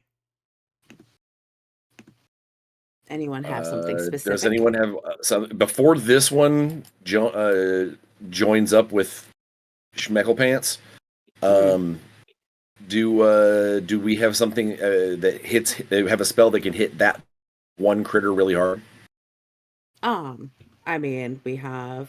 Yeah, I mean, do we want to hit it? Do we want to hit it, or do we want to contain the other one? And I don't like the idea of this one running over and joining with the one that was becoming bigger. Brian, one more time, what was the damage you actually dealt to that one? 29 psychic damage.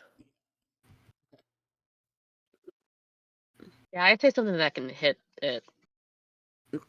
Yeah, I mean, I can hit it. I can hit it with Psychic Lance. Yeah. Oh, so you could do it too. Yeah.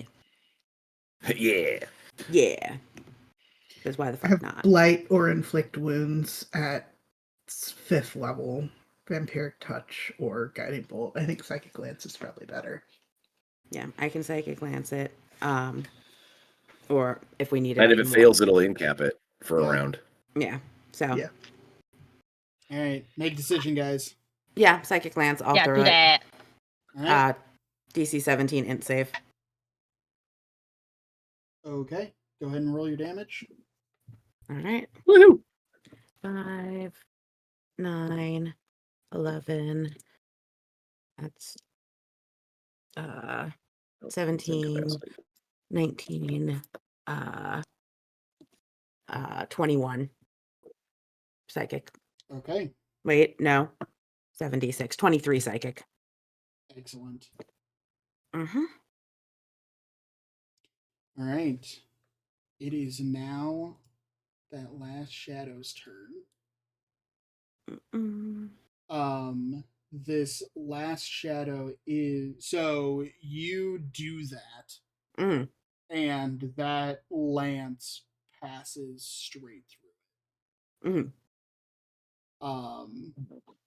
However, what was the damage you rolled? 23. 23. Okay. Um, you watch uh as that shadow does move over and combines with this one. Uh, clearing clearing the incapacitated effect. However, Rux and Cora are both now going to get an attack of opportunity on it, and And they it is now like fully corporeal, and you can see very clearly a gem embedded Mm. inside this thing. the since it started its turn, that would be 28 for the wisdom save. It would be 28 radiant damage or halved if it makes it. Okay, And the save is 19. gotcha.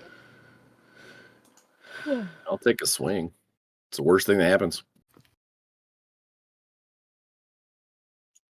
All right, and Cora, you can make an attack of opportunity as well. Um, is that a reaction? Yeah, it would be a reaction.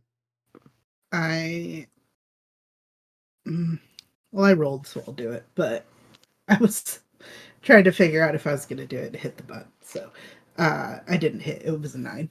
Okay, Brian, 22. 22. Roll damage. Also, what are So you doing? it's literally just like a punch or a headbutt. All I've got is my pistol out, and I can't Okay. use that as a attack opportunity. Yeah. So yeah, 4 bludgeoning damage, and I will spend one of my astral sparks that I forgot that I had earlier to add 4 force damage to that. Mm. Perfect. That is actually very fitting. As it moves to leave your space, and as it combines, almost like two magnets coming together, the third piece moves towards the coalesced two, and as it gets closer, the other two move towards it as well. And as they become one, Brian, you reach out and you just punch at it. And with the extra force damage, you guys have done a shit ton. You guys deal Combined total in this combat, 251 damage. In what, 2 rounds? A round and a half? And with With that, a layer action. with a layer action. But as you reach out, you catch that gem just as it fully corporeates. And as you knock that gem free and it clatters to the ground, the shadow completely dissipates and disappears. The shadow dissipates, and Dev, who has been on the ground, his propeller spinning down, the little antenna that his propeller has been on shoots up, and the beacon starts blinking. The door that you guys had come through erupts in bluish and purple swirling light, and an old withered Gith, hooded and robed, steps through, standing with a severely hunched back, standing no more than 5'7", 5'8" or so. Steps out and reaches out a hand, and with telekinesis pulls the gem into his hand. And as he lifts his head to face all of you, you see some recognition of his face, that this is a Gith that is severely changed, but the same Gith that sent you on this quest. And he looks at the four of you, looks at this gem, and says, looks at the gem and then looking around the room and says, yes, this is exactly what I needed. He waves a hand at all of you, and all four of you are shunted into one of the available cell/cages stationed around the room. And the last thing you notice before your vision begins to go black is that there were 6 other cages that all had the remains of other humanoids, possibly adventurers, in various stages of decay. Some little more than bone dust, others a little bit more put together, but all long dead. And that's the end of Act 2, folks. Yeah, We were that's trying. fun. What a dick. Seriously. I will apologize to Mike. We went a couple of minutes over there at the end, but I don't think we did too bad. So thank you everybody for playing. Brian, Thank you Ash, for Court, and DMing. Tina. This was a lot Yes. of Yeah, fun. that was super It was a fun. ton of fun. Yes. Thanks everybody who's been watching and tuning in and donating. We've got Yes. one more act to do, so it's gonna be good. But we're gonna take maybe 5 minutes. We're gonna try and get this one turned around a little bit, and we will see you back here Woohoo. pretty soon. Woohoo. It was a lot of fun, guys. Yes, it was a lot of Bye fun. guys, thanks Bye. again. Goodbye.